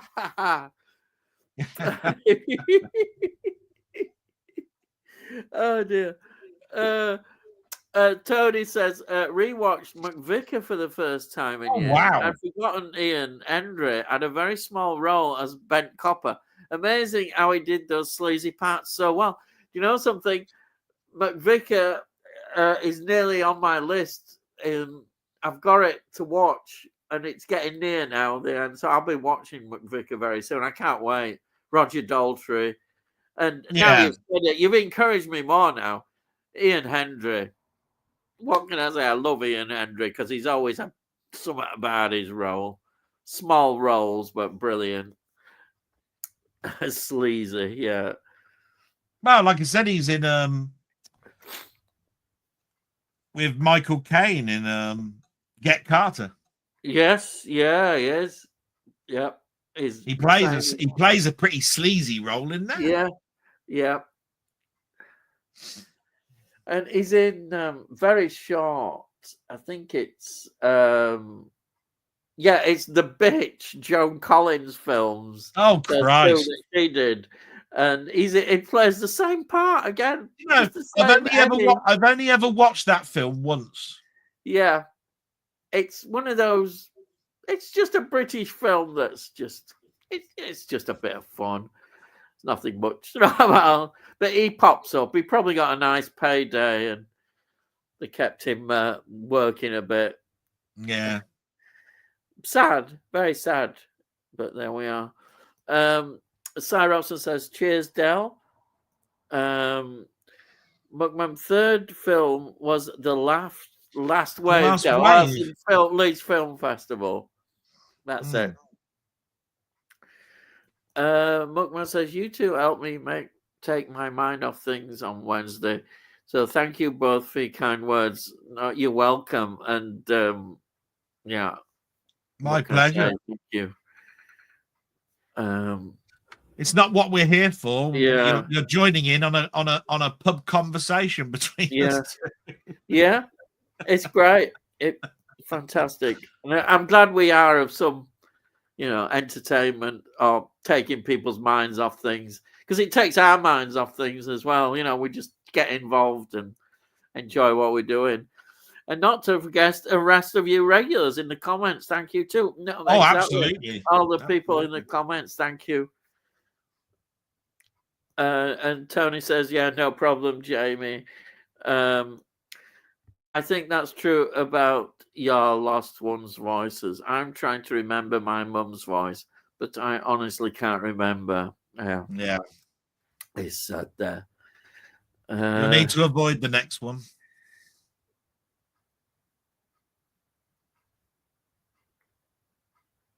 Yes, I'm not bothering with that. Yes. Pile of, yeah. I did have a weird occurrence after my mum died, where a woman was talking behind me, and it sounded like my mum. I had to turn around to just check, even though it couldn't have been. That hasn't happened to me yet, but I'm dreading when it does. Yeah, sorry, I haven't finished sentence. Yeah, it couldn't have been out. No, I think that is. What can I say? I just know it's going to happen. Yeah, it's just that the worst thing that's going to happen is my head thinks that I think that my dad's behind me, and remember, my mum's still alive, but it won't be long. And the same thing, I'm going to be going through the same thing, only this time I'll be definitely alone. Yeah. And I dread all of this. Of course. But I try to just put myself in a happy place, to be quite honest. There is the inevitable. Yeah.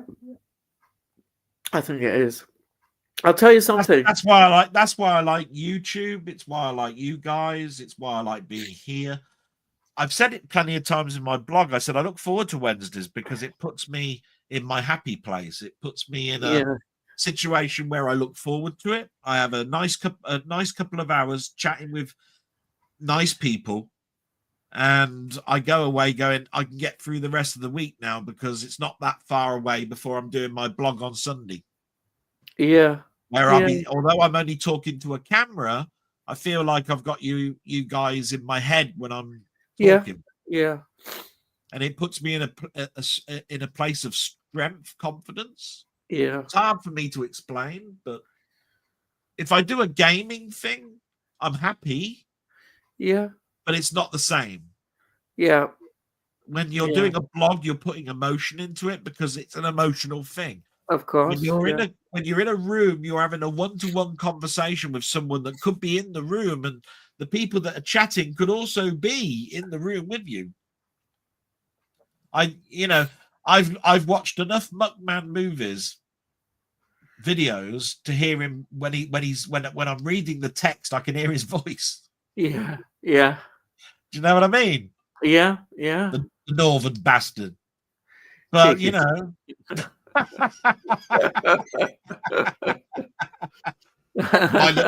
my little joke. But there we go. I'll tell you something. I'm every day I miss my mum. I do. I do miss her. And it's 2010 she died.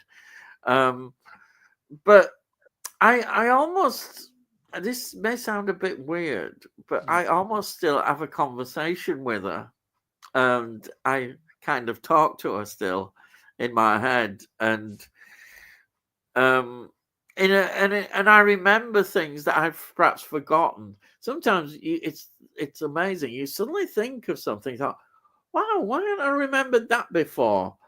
And it's all to do with her. I can remember, so many things about her, and every day I have those great memories, and she kind of never leaves me. Same with my dad. They never leave me. They're always there. So I just made just an observation from my point of view. Steve, Ian, did you get the new Blake 7 Blu-ray? And if so, what's your opinion? If not, why? Well, we were talking about it, weren't we, at the beginning? I really want to get it. I'm just waiting for some money to come through, which I should be getting hopefully soon, and then I will definitely buy it. I definitely want it. Who wouldn't want it? I've heard so much good things about it. I want it. I think I'll be all right as well. I think I'll be able to get copies without paying a lot. He says, fingers crossed. I'll just repeat what I said at the beginning, which is, if you're a fan, it's worth getting anyway. Yeah.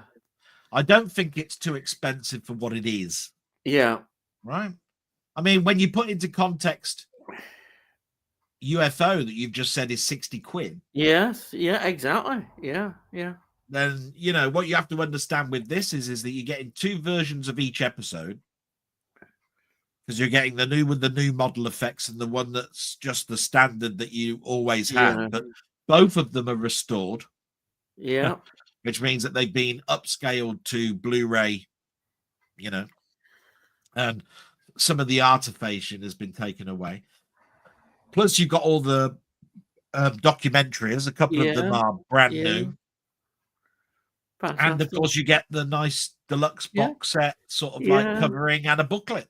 Yeah, it's 40 quid. It may seem expensive, but to me, when you fork out £55 for Doctor Who, you know, I just look at it like this: if you're a fan, it's worth it. Yeah. Oh, yeah. I agree. If you're not a fan and you think it'll come into a sale, hold off. Yeah. Don't get into that. And I told you this, didn't I? I said, don't get into the FOMO situation where it's fear of missing out. There's bound sure to be in a sale with 10% off, 20% off, whatever it is. I don't think it'll ever be half price, not for a bloody long time. But it's number 4 in the Amazon bestsellers list at the moment. So, you know. Tony says, I used to watch Banana Splits regularly. Don't remember the annoying girl. Oh, right. I don't know. Bookman, I recommend a couple of Asian horrors for you to you the other day. Well, you can pick up The Eye on Music Magpie for $1.99. Well, that's bloody good, isn't it? Oh, they're 2 for £3. You have to see A Tale of Two Sisters too. Amazing horrors. Yeah. Do you know, I'm just going to make a note of this. There's no point writing a note by the time because I'll try and remember. By the time you've read these comments out, it'll be 2025 and they'll be like 10 quid or something.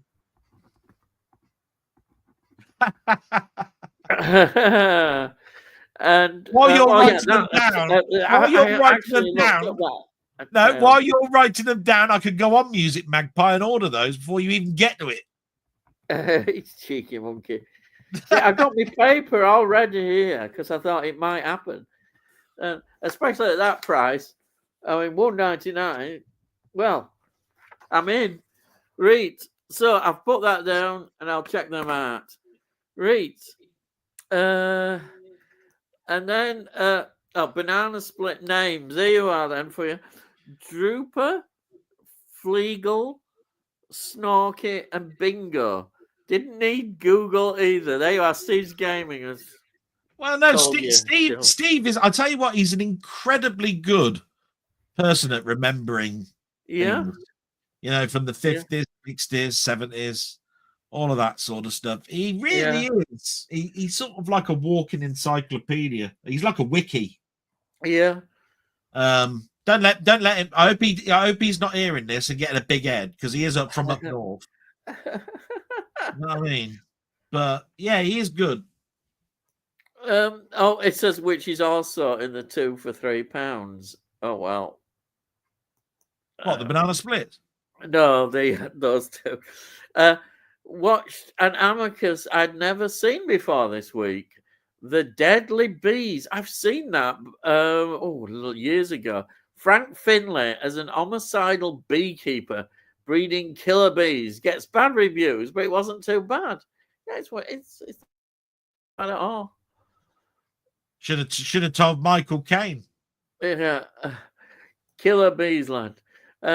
Just don't buy the Jessica. Hang on. Don't you get that reference? The what? Sorry. Don't you get that reference? What, the Michael Caine reference? He did a bees film, didn't he?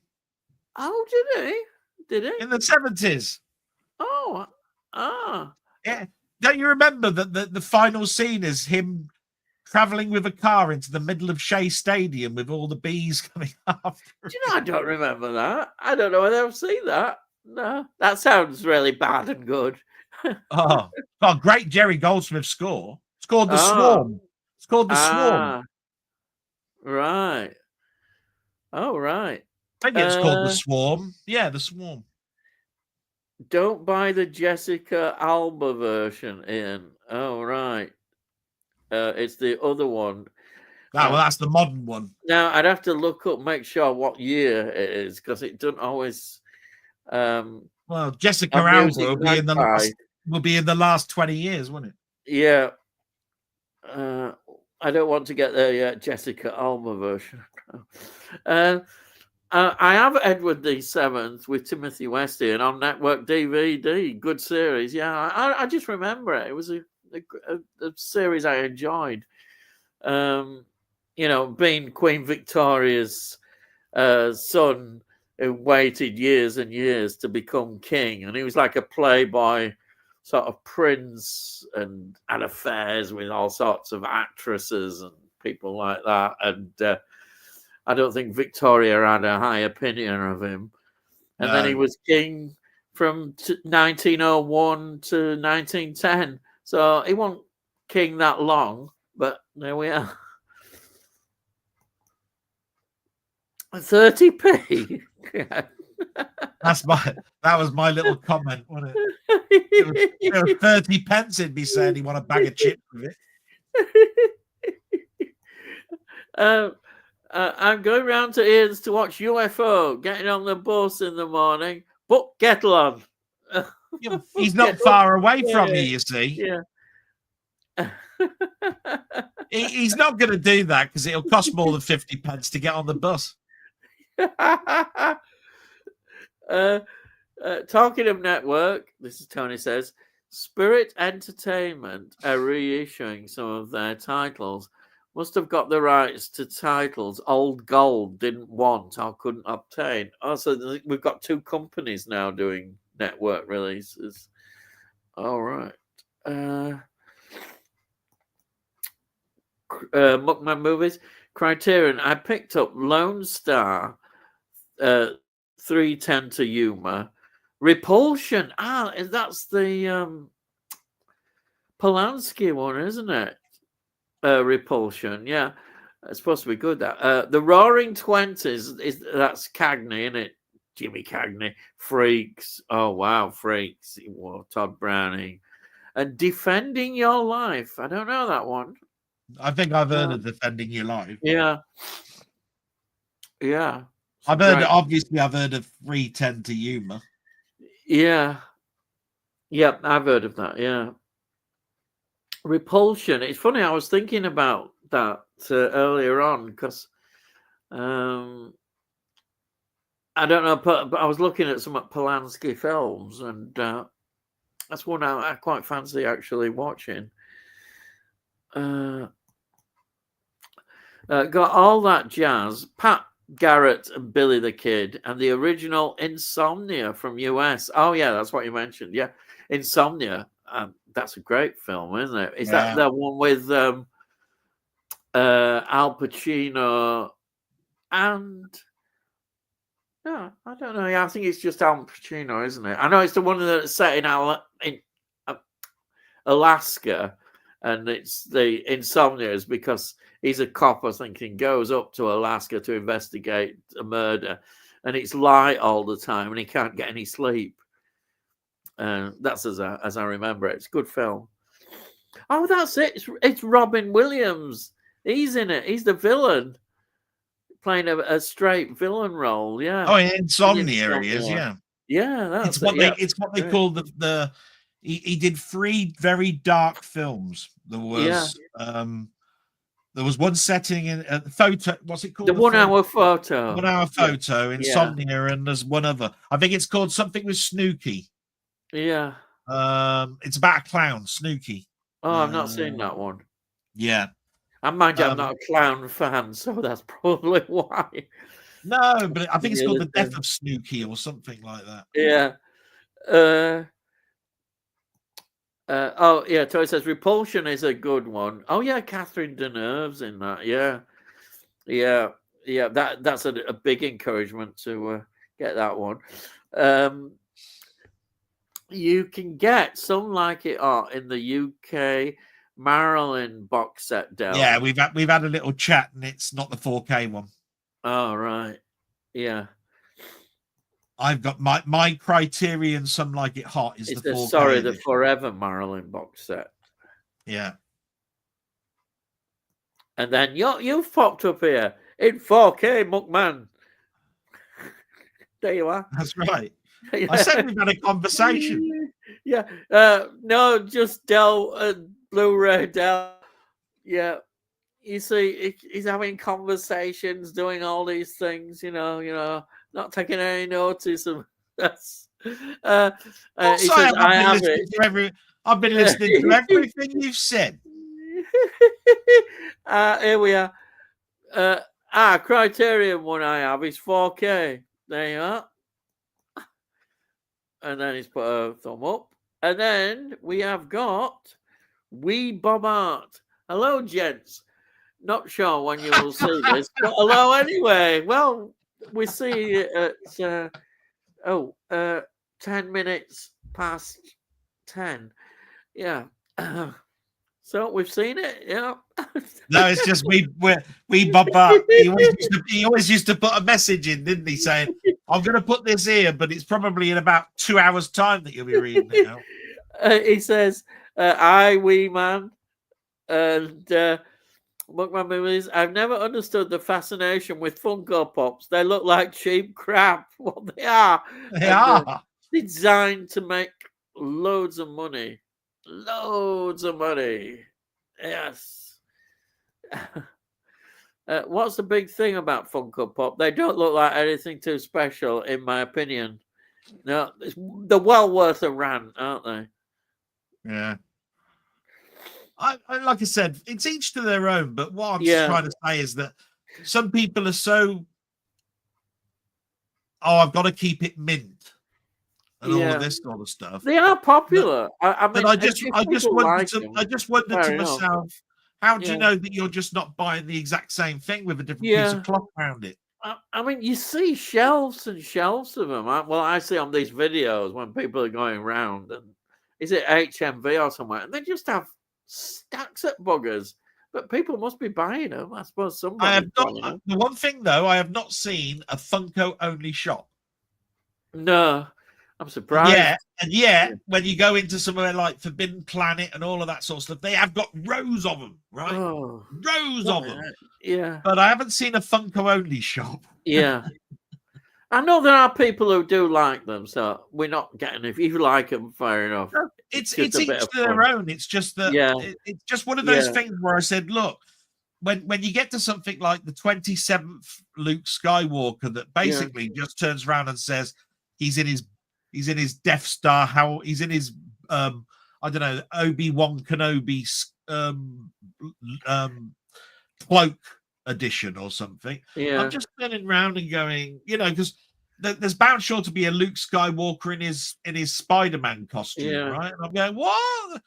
What's all this? Here's Luke Skywalker with Mickey Mouse ears on and stuff. And I'm just going, you're just taking the piss. Yeah. I don't want to be included as an hypocrite, because there we are. Here is the 13th Doctor Funko Pop, but I picked it up for a couple of quid and I thought, oh, I'll get it. But that was it. I thought something I want to really collect. That's the only reason I picked it up. It's a couple of quid. And some people were saying, bloody hell, it's got a lot of money. You probably read. Yeah. Literally, I only have 3. Oh, well, he's admitting it. See, I only have 3 Funko Pops. One big alien queen, a Ripley, and a striped gremlin. They're all upstairs in loft. Some people say keep them in loft. Yeah, and I tell you what, that's fine. You never know; they'll probably be worth money. I don't know. Yeah, who am I to say? And if you can flog them and make some cash in future, well done, brilliant. The thing is, if it brings you joy, who's for me to? Yeah, exactly. That's what I think. And you do see people who go mad who actually love them, and that's great if they're getting a lot out of it. Just never have resentment in your heart when you find out, that it's no longer something for you anymore. I don't want anybody to have that. And we change. People change in their opinions. Sometimes you like something and then you totally change it. Your opinion. Nothing wrong in that, and people do. Jamie, sounds like the best players for them. Is another one? Yeah. Yeah. The alien one is pretty good because it doesn't look like a Funko Pop. Well, Yeah, there you are. Has he got Funko Pop eyes? Yeah, but it has, but it's still got the same thing. Michael Caine was in The Swarm with Richard Widmark. Oh wow. Like I said, it's The Swarm, and Jerry Goldsmith did the score. Yeah, Richard Widmark making a bob or two again. Yeah, he does. Yeah, Coming over, doing his thing, and then going back. He was a bugger, wasn't he?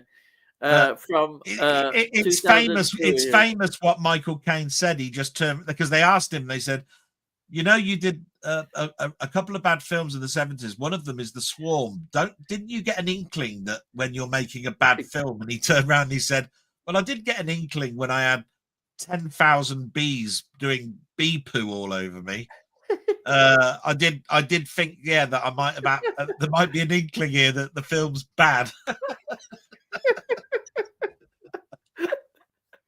And I thought that was hilarious. I thought that was a great answer. That. Yeah, and he was happy with the money. You know, he could buy something he wanted. Yeah. That's right. If they want to pay him, he was quite happy. Sorry, they don't know what happened there. The original that is from 2002, Ian. I'm glad you've told me that, because that's important. I need to know what year it was. I was going to check it out. 2002. I don't want to make a mistake. It's easily done. No, the Nolan remake of Insomnia was Pacino and Williams. The original, is a Scandinavian film. So we were on about a remake. Well, no, I was. You said about Insomnia having Williams in it, and I said, "Oh yeah, that's part of the trilogy of dark films." Yeah, I don't know. I didn't know you were talking about a Scandinavian. There's so many remakes now from these European countries, and not European, just Eastern countries, Far East, and what have you. It seems to be quite a thing that people borrow from these other films. If they're a good film, I think they think, "Oh well, we might as well do it," adapt it. The original stars. Stellan's. I can never say it. Skarsgård. Yeah, Stellan Skarsgård. Who says men can't multitask? They're having two conversations at once. There you are. They're multitasking. Yeah. Yeah, I was listening to everything that you were saying.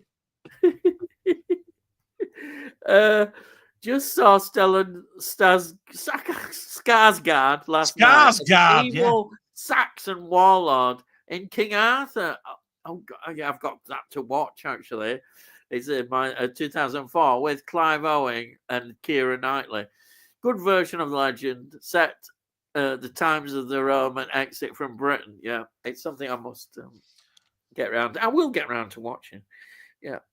I think the last time somebody started talking about that film was about the movie posters. I think they said that they made Keira Knightley look different than she actually is, just to get people to watch the film. Tampering with, yeah. But I have seen King Arthur, but I don't remember people saying too many good things about it. But if I remember rightly, I quite liked it. Yeah. But I didn't see it at the pictures. I think I saw it on like Sky Movies or something when I saw it. Yeah. I'd like to check it. I like the King Arthur legend. You know what I do, Excalibur and all of that. Yeah, I love all that stuff. Let's see. I wasn't keen on King Arthur when I saw it back in the day. Yeah, I was going to say, it's not to everybody. I'm pretty sure it got some mixed reviews. No, Alien Queen doesn't have Funko eyes. It's not a Funko Pop then. You've got a Rogue one. Rogue, yeah. I wouldn't say it was brilliant, Jamie, but I enjoy it more than the fantasy version with Sean Connery in the title role. Oh, interesting. Is he talking about King Arthur? Yeah, the King Arthur ones. Yeah. I wonder what one's that. Is that He's played King. He's played in these roles quite a lot of them. He's been in Robin Hood, and he's been in. Yeah.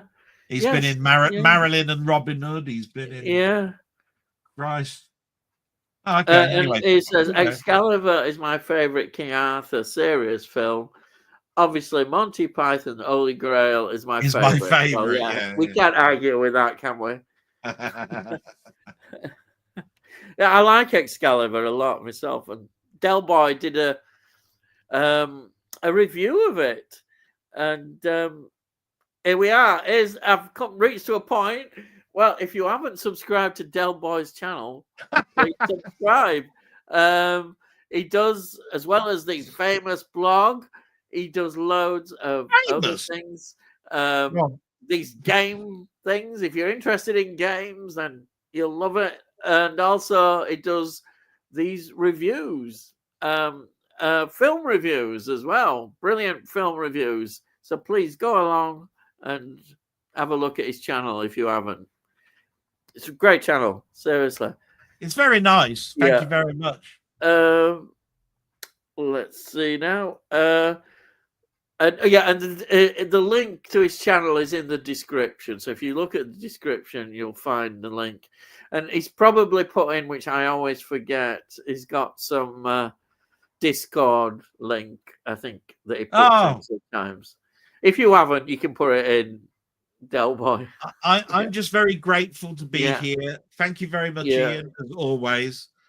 I have a brilliant time, and I love conversations with like-minded people. Unfortunately, they're all Northerners in here, so they're not like-minded. But you know, even though you know, there's probably a couple of brain cells amongst them all, they are all lovely people, and I wouldn't say a bad thing against any of them. The miserable bastards, the lot of them. Right, on with the show. Anyhow, we've got Look, Tony saying you wanted a rant. We had a bit of a rant nearly. Oh yeah, there was one due. We nearly had it there. It didn't get in full go. Mixed with a Funko Pop rant, we'll be doing all right, won't we? Yeah. Anybody heard of You Must Be Joking, 1965? It's an early Michael Winner film, a really enjoyable comedy about a hunt around London for various objects as an initiative test. Great cast of British comedians. That sounds good. You know, the only Michael Winner film that I'd like to see again, and it was a bloody awful film at that, is I think it was called The Games. They had Michael Crawford in, and it was about the lead up to the Olympics. Michael Crawford was a milkman, and he was going to be in the he was going to be in the 1500 or the long distance running, and it had what's his name? Anyway, I had an American in it, and I've forgotten his name now. He was in Love Story. Oh, Ryan O'Neal. Yeah, I think he was in it. Yeah, and it was in black and white. I remember seeing it when I was off school ill.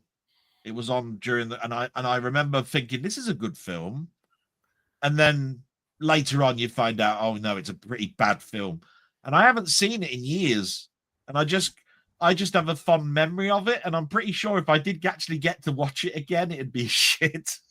Yeah, but it's just I've got that stupid rose-tinted glasses thing in my brain on, you know what I mean, that I remember enjoying that film for some reason. I don't know what it is. I've got on Indicator a film Michael Winner directed, which is The System, which is really good. Oliver Reed is always worth watching. Oh, you like Oliver Reed? He's really good, brilliant actor.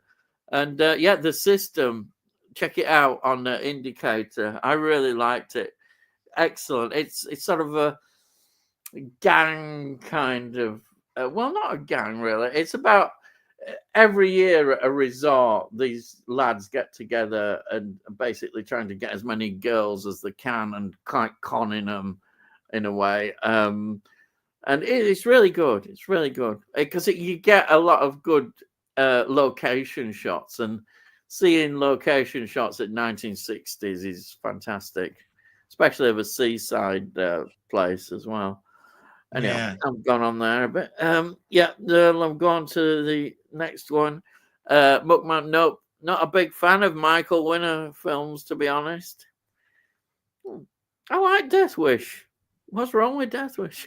I think what it is he's got a huge amount of films, but if you put all of the films together, you probably come away saying, yeah, and about 5 were all right. Yeah. Oh, you just turn around and go, well, that's not a very good average, is it? Yeah. There are about 5 Death Wish films. Yeah. All's got Michael Winner's name in it. No. Favorite Monty Python film? Can I just say something? Yeah. But it's just a commercial, dear. Sorry? It's a Michael Winner saying. He said it's just a commercial, dear. Yeah. It's just a commercial. That's God's sake, wake up, man. Oh, Lord. Yeah, I remember that now. Wake up, you I know, I'm sorry. It's my brain. You know I'm getting on a bit now. Yes, I thought you remember that. I thought you'd know about commercials, being as you're in a load of fish. You're in a load of them with fish fingers, aren't you? Yeah, you went over my head. You see, it was a bit too much with that one. See what it is, ladies and gentlemen, is he's leading up to Christmas, right? Where he's got to put on for one day. He's got to go out and work, right, at Christmas, because he'll be out there with his sleigh and reindeer, right, for one day, like he does every year. Anyway, go on. All right. Okay, here you are then. A question. Favorite Monty Python film? Oh.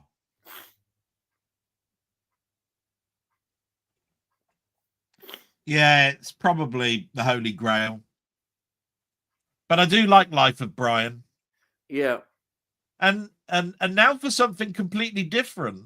If it weren't for the fact that everything is ripped from the BBC television program, would be a good film as well.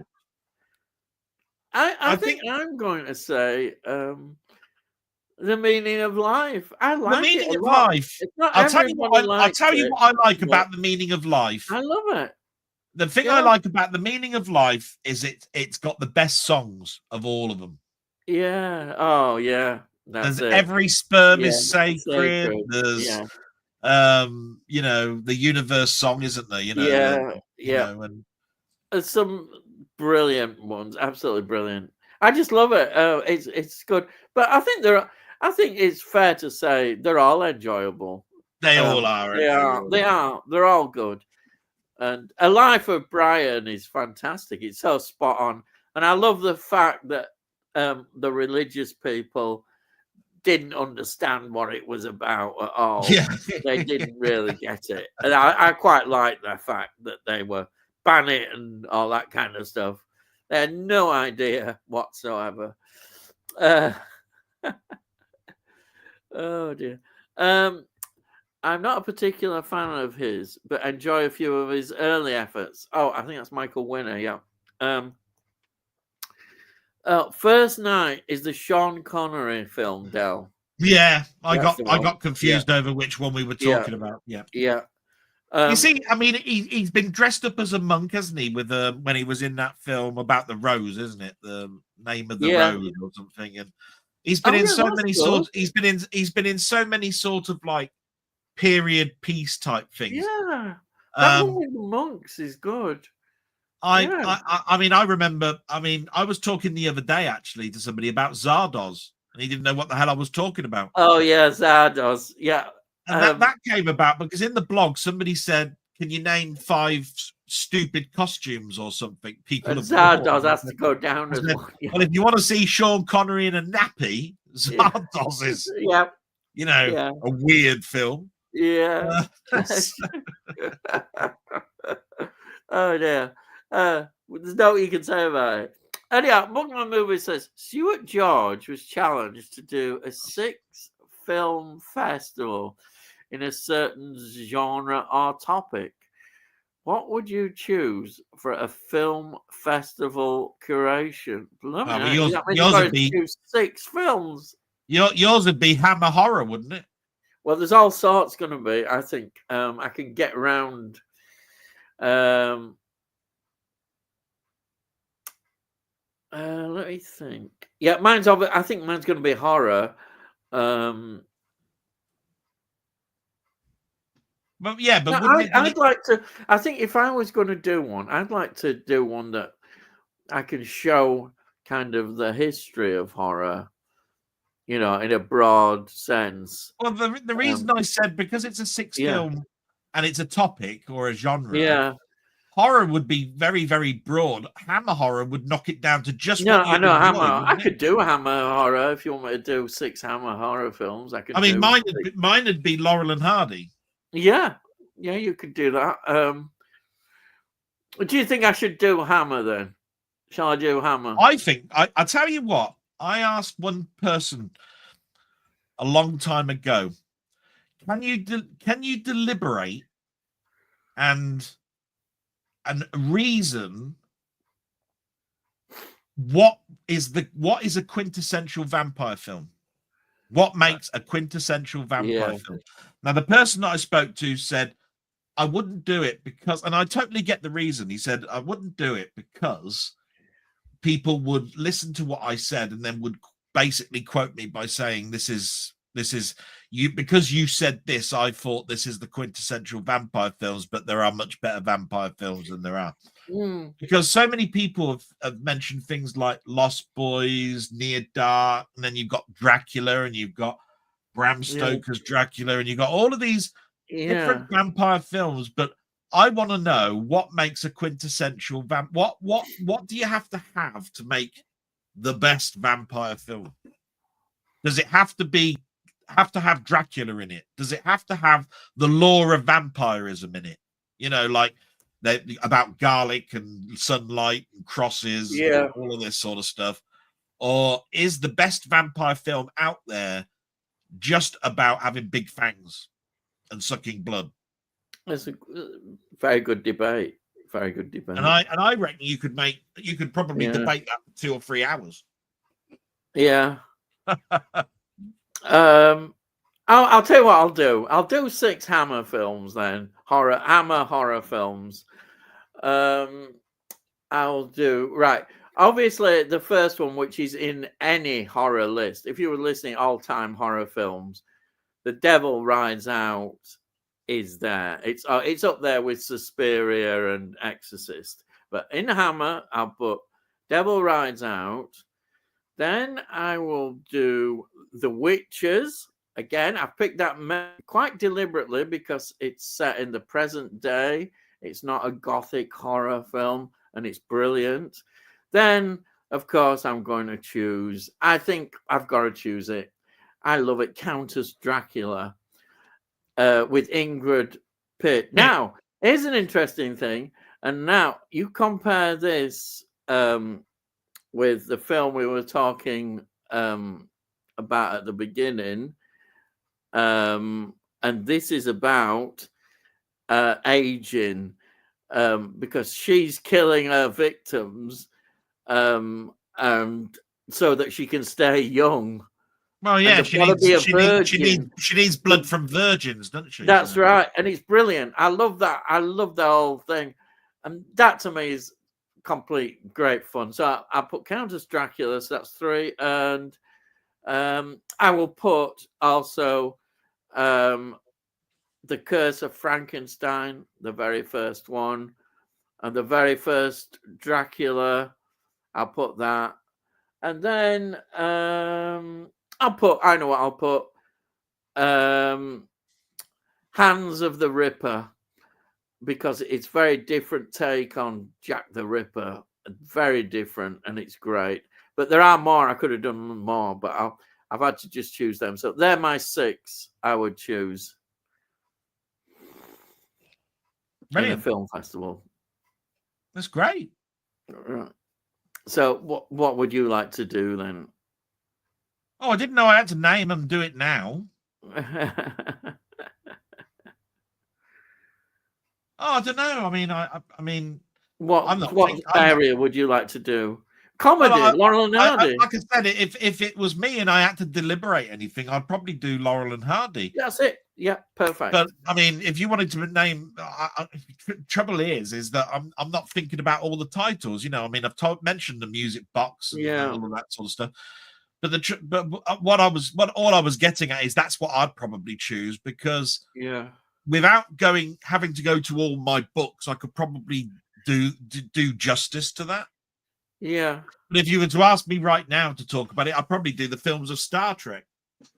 Okay, that's fine. Yeah. I mean, and I'll do the original 6. The original 6 films. Yeah. And I'd probably deliberate on why the motion picture would be probably higher than it should be. Yeah. I'd talk about why the even numbers were considered to be for a long time the best Star Trek films, which is absolutely rubbish. Yeah. And if you were to put into inflation into the box office figures, you'll see that the motion picture was the most bankable and profitable film of the lot. Yeah, yeah. And I'd be throwing in all sorts of things like the film was wet when it was actually being brought out, that they were going to lose money if they didn't get the film out on a specific date. Paramount didn't learn from their own mistakes in the fact that the Wrath of Khan fell into the same thing. If they didn't get it out on a particular date, again, they were going to be get into trouble. That the script wasn't finished for Wrath of Khan in enough for ILM to do the special effects. Yeah. Harv Bennett was brought in because he turned around and said famously that he could do three Star Trek films for the price of how much they paid for the first one.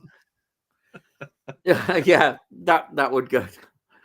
Oh, there's so many things that I could bring in on that. What you see, it says a film festival with 6 films, which is good because it means you don't have to rank them. You can just put them in, and that's good.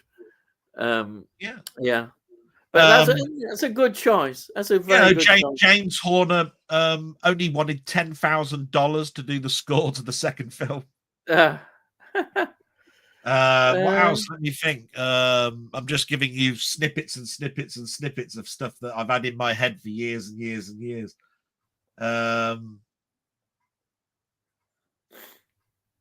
Kirstie Alley didn't come back as Savick, not because she was snooty and she thought that people thought that she was too big for Star Trek. It was because Paramount offered her half the money that she got for the first film. Yeah. That's quite famous. Yeah. Shatner thought that Kirstie Alley should have acting lessons when he first met her. I've got one. What I remember about Christian Slater? He appears in the Star Trek. He's in the last one, The Undiscovered Country. Yeah. But then again, they wanted to have Eddie Murphy in the fourth one. Oh, I didn't know that. Oh. But they said that they couldn't work in the jokes and all of that sort of stuff that he'd want. He really seriously wanted to be in a Star Trek film. He's a secret Trekkie. Wow. And he nearly came in. He was going to be a doctor. God, he was going to be a doctor. He was going to be a doctor in San Francisco around the whales, but they chose somebody else. Oh yeah, of course. Yeah. That would have been interesting. It was. Yeah.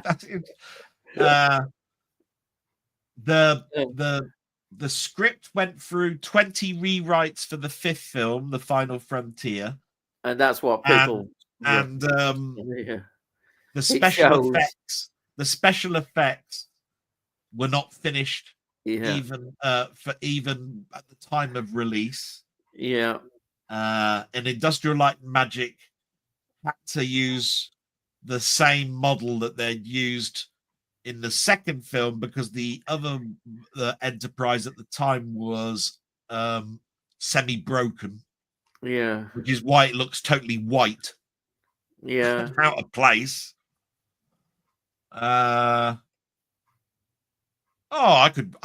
Honestly, I think I've talked enough. I think I could do Star Trek for the rest of the night. Yeah, brilliant. And then we've got Tony saying it has Richard Gere as Lancelot. Oh dear, I don't like Richard Gere that much, to be honest. Not an actor that I would go for. Is that with the Sean Connery one? It will be. Yeah, we're still talking about First Night. Yeah. And then we've got we don't rant up north, up near back. No, you just moan and complain. It's great to hear the rants are back. There you are, Tony says. There you are. A good rant. Del's backup is his artistic interpretation of his various rants. No, it's my interpretation of bombing leads. Oh, God. Muckman Movie says Oliver Reed is always good value. He's good in the Italian thriller Revolver. Yeah, I've heard of it, but I've not actually seen it. But I think he's bound to be. Tony says I have a few early winner films. A good one is not officially available. I got a bootleg. Is The Joker's 1967 with Oliver Reed and Michael Crawford as a pair attempting to steal the crown jewels, which is what you mentioned, isn't it? Well, Michael Crawford seems to be in a lot of winner films. Yeah. Have you seen Burnt Offerings? Yes, I have. Yeah, stars Oliver Reed. The ending used to terrify me and still sends shivers up my spine even today. Yeah, I've got that. I love it. I can't remember if I've seen that or not. I don't think I have. Oliver Reed, brilliant in it. Yeah. Burnt Offerings is on my that famous watch pile, Tony. Yeah. Well, if that watch pile gets any higher, we'll have to set fire to it, and it'll be the proper pile, won't it? But it'll be burnt offerings for real. But oh dear. Be a funeral pile. That sounds interesting, Tony. Meaning of life. Oh, Mr. Creosote scene is disgustingly brilliant. That's the wafer scene, isn't it? Yeah. Yes, I know. I've only ever seen Zardoz once on TV many years ago. Still not sure what it was about. A lot of bloody people don't. Yeah. I think most people just remember big heads and people walking out through the mountains. Yeah. You know what I mean? But Warren says, with regard to Film Fest curation, Stuart did H.G. Wells films, which I thought was very interesting. Yeah, I saw that one. He managed to do H.G. Wells films, yeah. But hang on a minute, isn't H.G. Wells dead before films were made? What's all that about? Sorry? Wasn't H.G. Wells dead before you get to any of his films? What are you on about? He didn't do any of them, did he? No. He was dead in 12 or something, 20 something? No, he wasn't. You don't know your history, lad. No, I don't. He's in the 40s. Hey, Bayek. Cheeky monkey. I was only joking, but yeah, I know, lad. But I mean, if I was to do the films of H.G. Wells, you'd have to have things like Time After Time in it because that's based around H.G. Wells' Time Machine. Then there's the Time Machine itself, and 20,000. I mean, there's all sorts of films that I'd bring in with that. Yeah. But it's funny. I don't think they've done every H.G. Wells book, have they? That's a good point. But H.G. Wells didn't just write sci-fi. I mean, obviously we know things like Journey to the Center of the Earth and all that sort of stuff. History of Mr. Polly. I remember doing that at school. But he was famous for doing science fiction, but also obviously, because but also things about contemporary society. yes, wasn't yeah, it? he was a visionary, without doubt. Without I mean, doubt, a that's great that's what visionary. I remember. And Yeah, those ones I don't think are talked about too much or are yeah. being done too much. I mean, Things to Come is absolutely brilliant for 1936. I think it is 1936 film. It's absolutely. If you're interested in sci-fi, it's a sci-fi film that should be seen by everybody. Yeah. It is an amazing piece of work. That is. Um, Revolver is a good one, Jamie. Really enjoyed those Italian police thrillers. Always something happening, shootouts and crazy car chases. I am. Muckman, I do 6 film festival set at sea. Oh, interesting. So we've got Jaws, Master and Commander, Dead Calm. Oh, yeah, I like Dead Calm, yeah. All is Lost, Captain Phillips, and The Bounty. Now, is the Bounty the Well, it's the one with Mel Gibson. Yeah, in Mel it, Gibson. That's it. Yeah, yeah. But it's got Anthony Hopkins in it, hasn't it? Yeah, yeah. Because there's quite a few versions, isn't there, of Mutiny on the Bounty? But yeah, if it's that one, yeah. The Imprint one is the really nice one. It's like, but the trouble is, it's about 60 quid to get that edition of it. Yeah. Well, that's an interesting choice as well. I mean, Dead Calm, there's 2 versions of that. Oh, I love Dead Calm. Very good film. Master and Commander's brilliant. I think that's got a very early Spider-Man in it.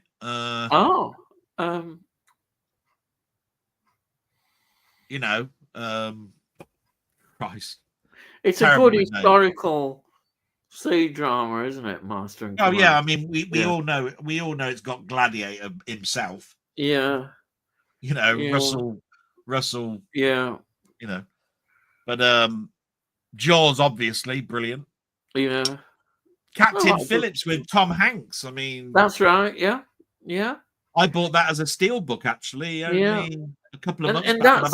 I've actually had that film for a while, and that's possibly based on a true story as well, isn't it? Yeah, pirates tried to nick the storage stuff off of. They'd actually come off of the pirate lanes, hadn't they? And nick that.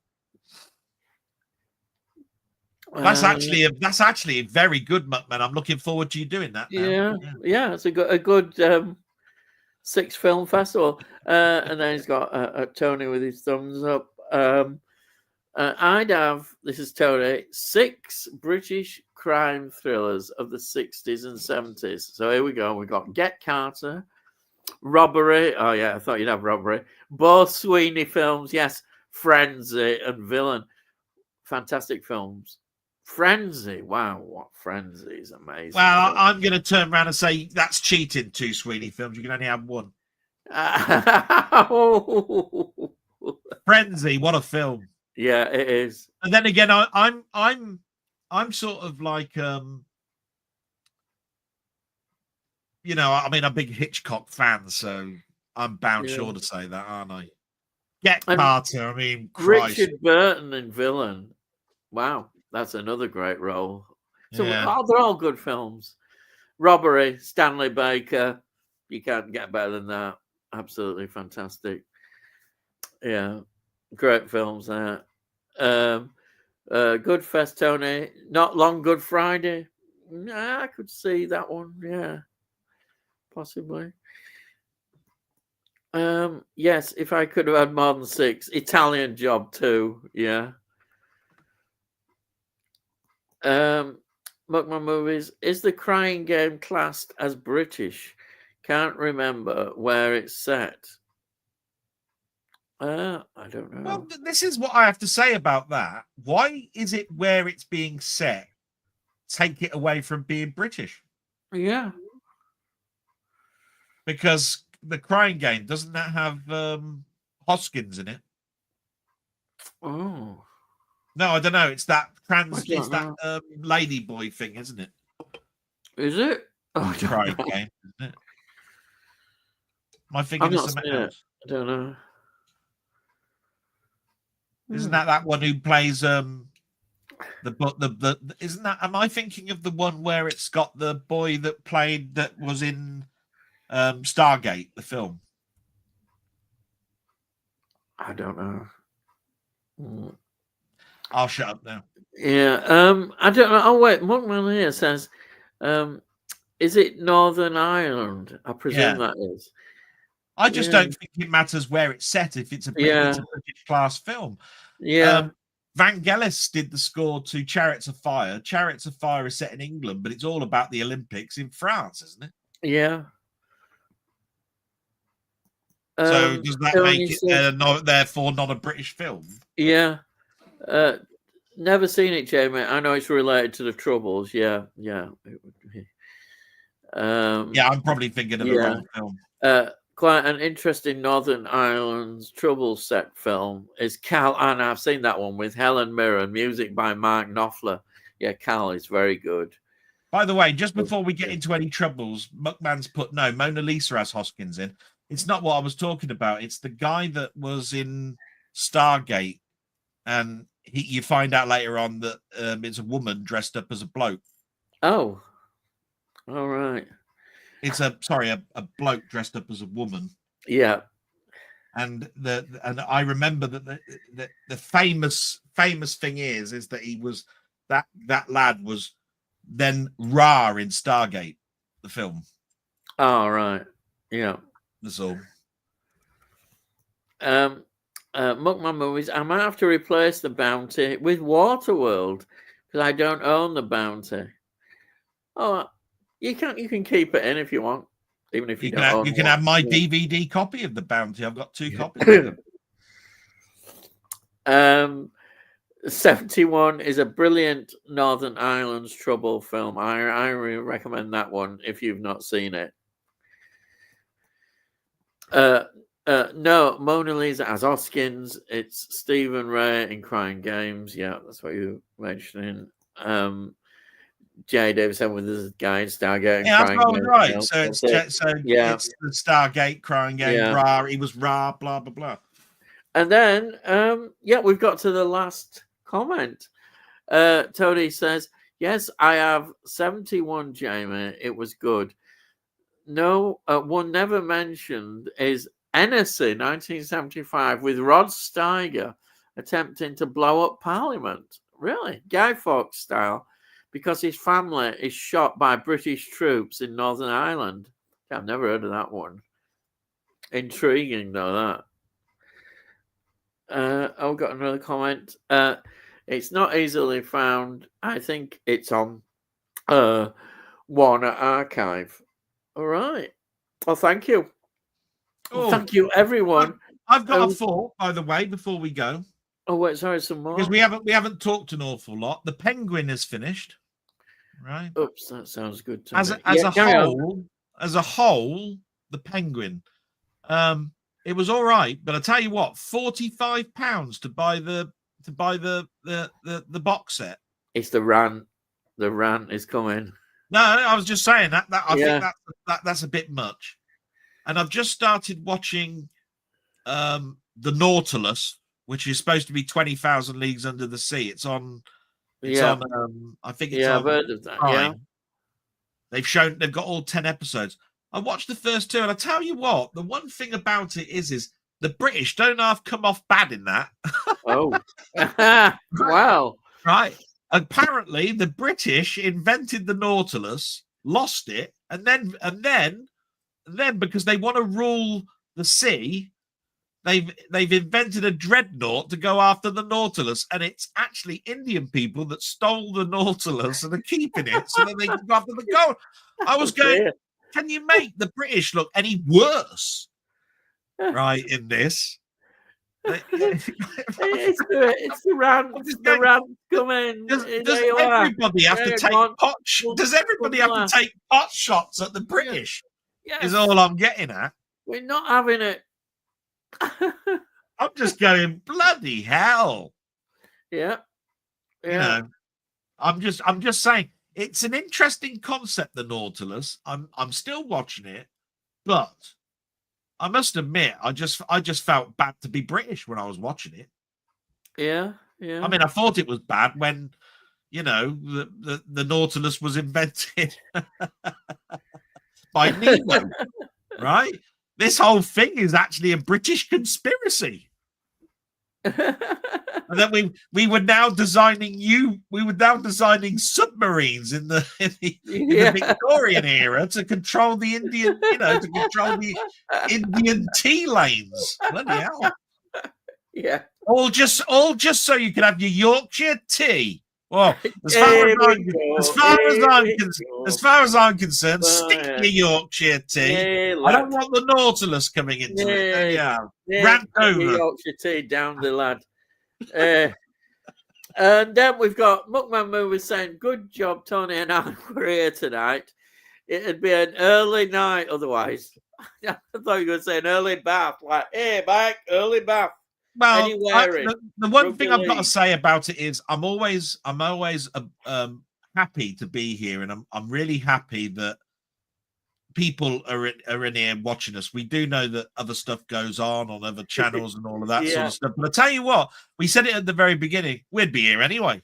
Yeah, we would. No, we'd be having a chin wag. Yeah, to two and people. Thank you all of you that have joined us tonight. You've been fantastic. Honestly, it's been great. And I mean, I've got to have my weekly pot shot at Leeds. I mean, if I don't have that, I'm pissed off. He had to, of course. But at least we got it. And we'll have it every week. I'm just saying, we're always going to be here. So, bye-bye, trolls. Goodbye. Oh. That's all I'm going to say.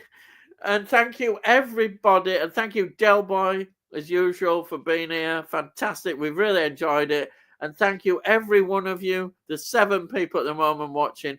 Thank you, all of you. Fantastic, really. Every single one of you. And we'll be back next week. We're not messing about. We'll be here. We'll always be here. So there we are. So I'm going to say, and we've got another good night, chaps. Thank you. Thank you, joining, Jamie. Thank you. And Tony. Good night, all. Thank you, Tony, as always. And so, let Delboy say his farewells. I'm just going to say salute and thanks to everyone. Thank you very much for all your support and everything. It's been brilliant. And all I've got to say is, I'll see thee again.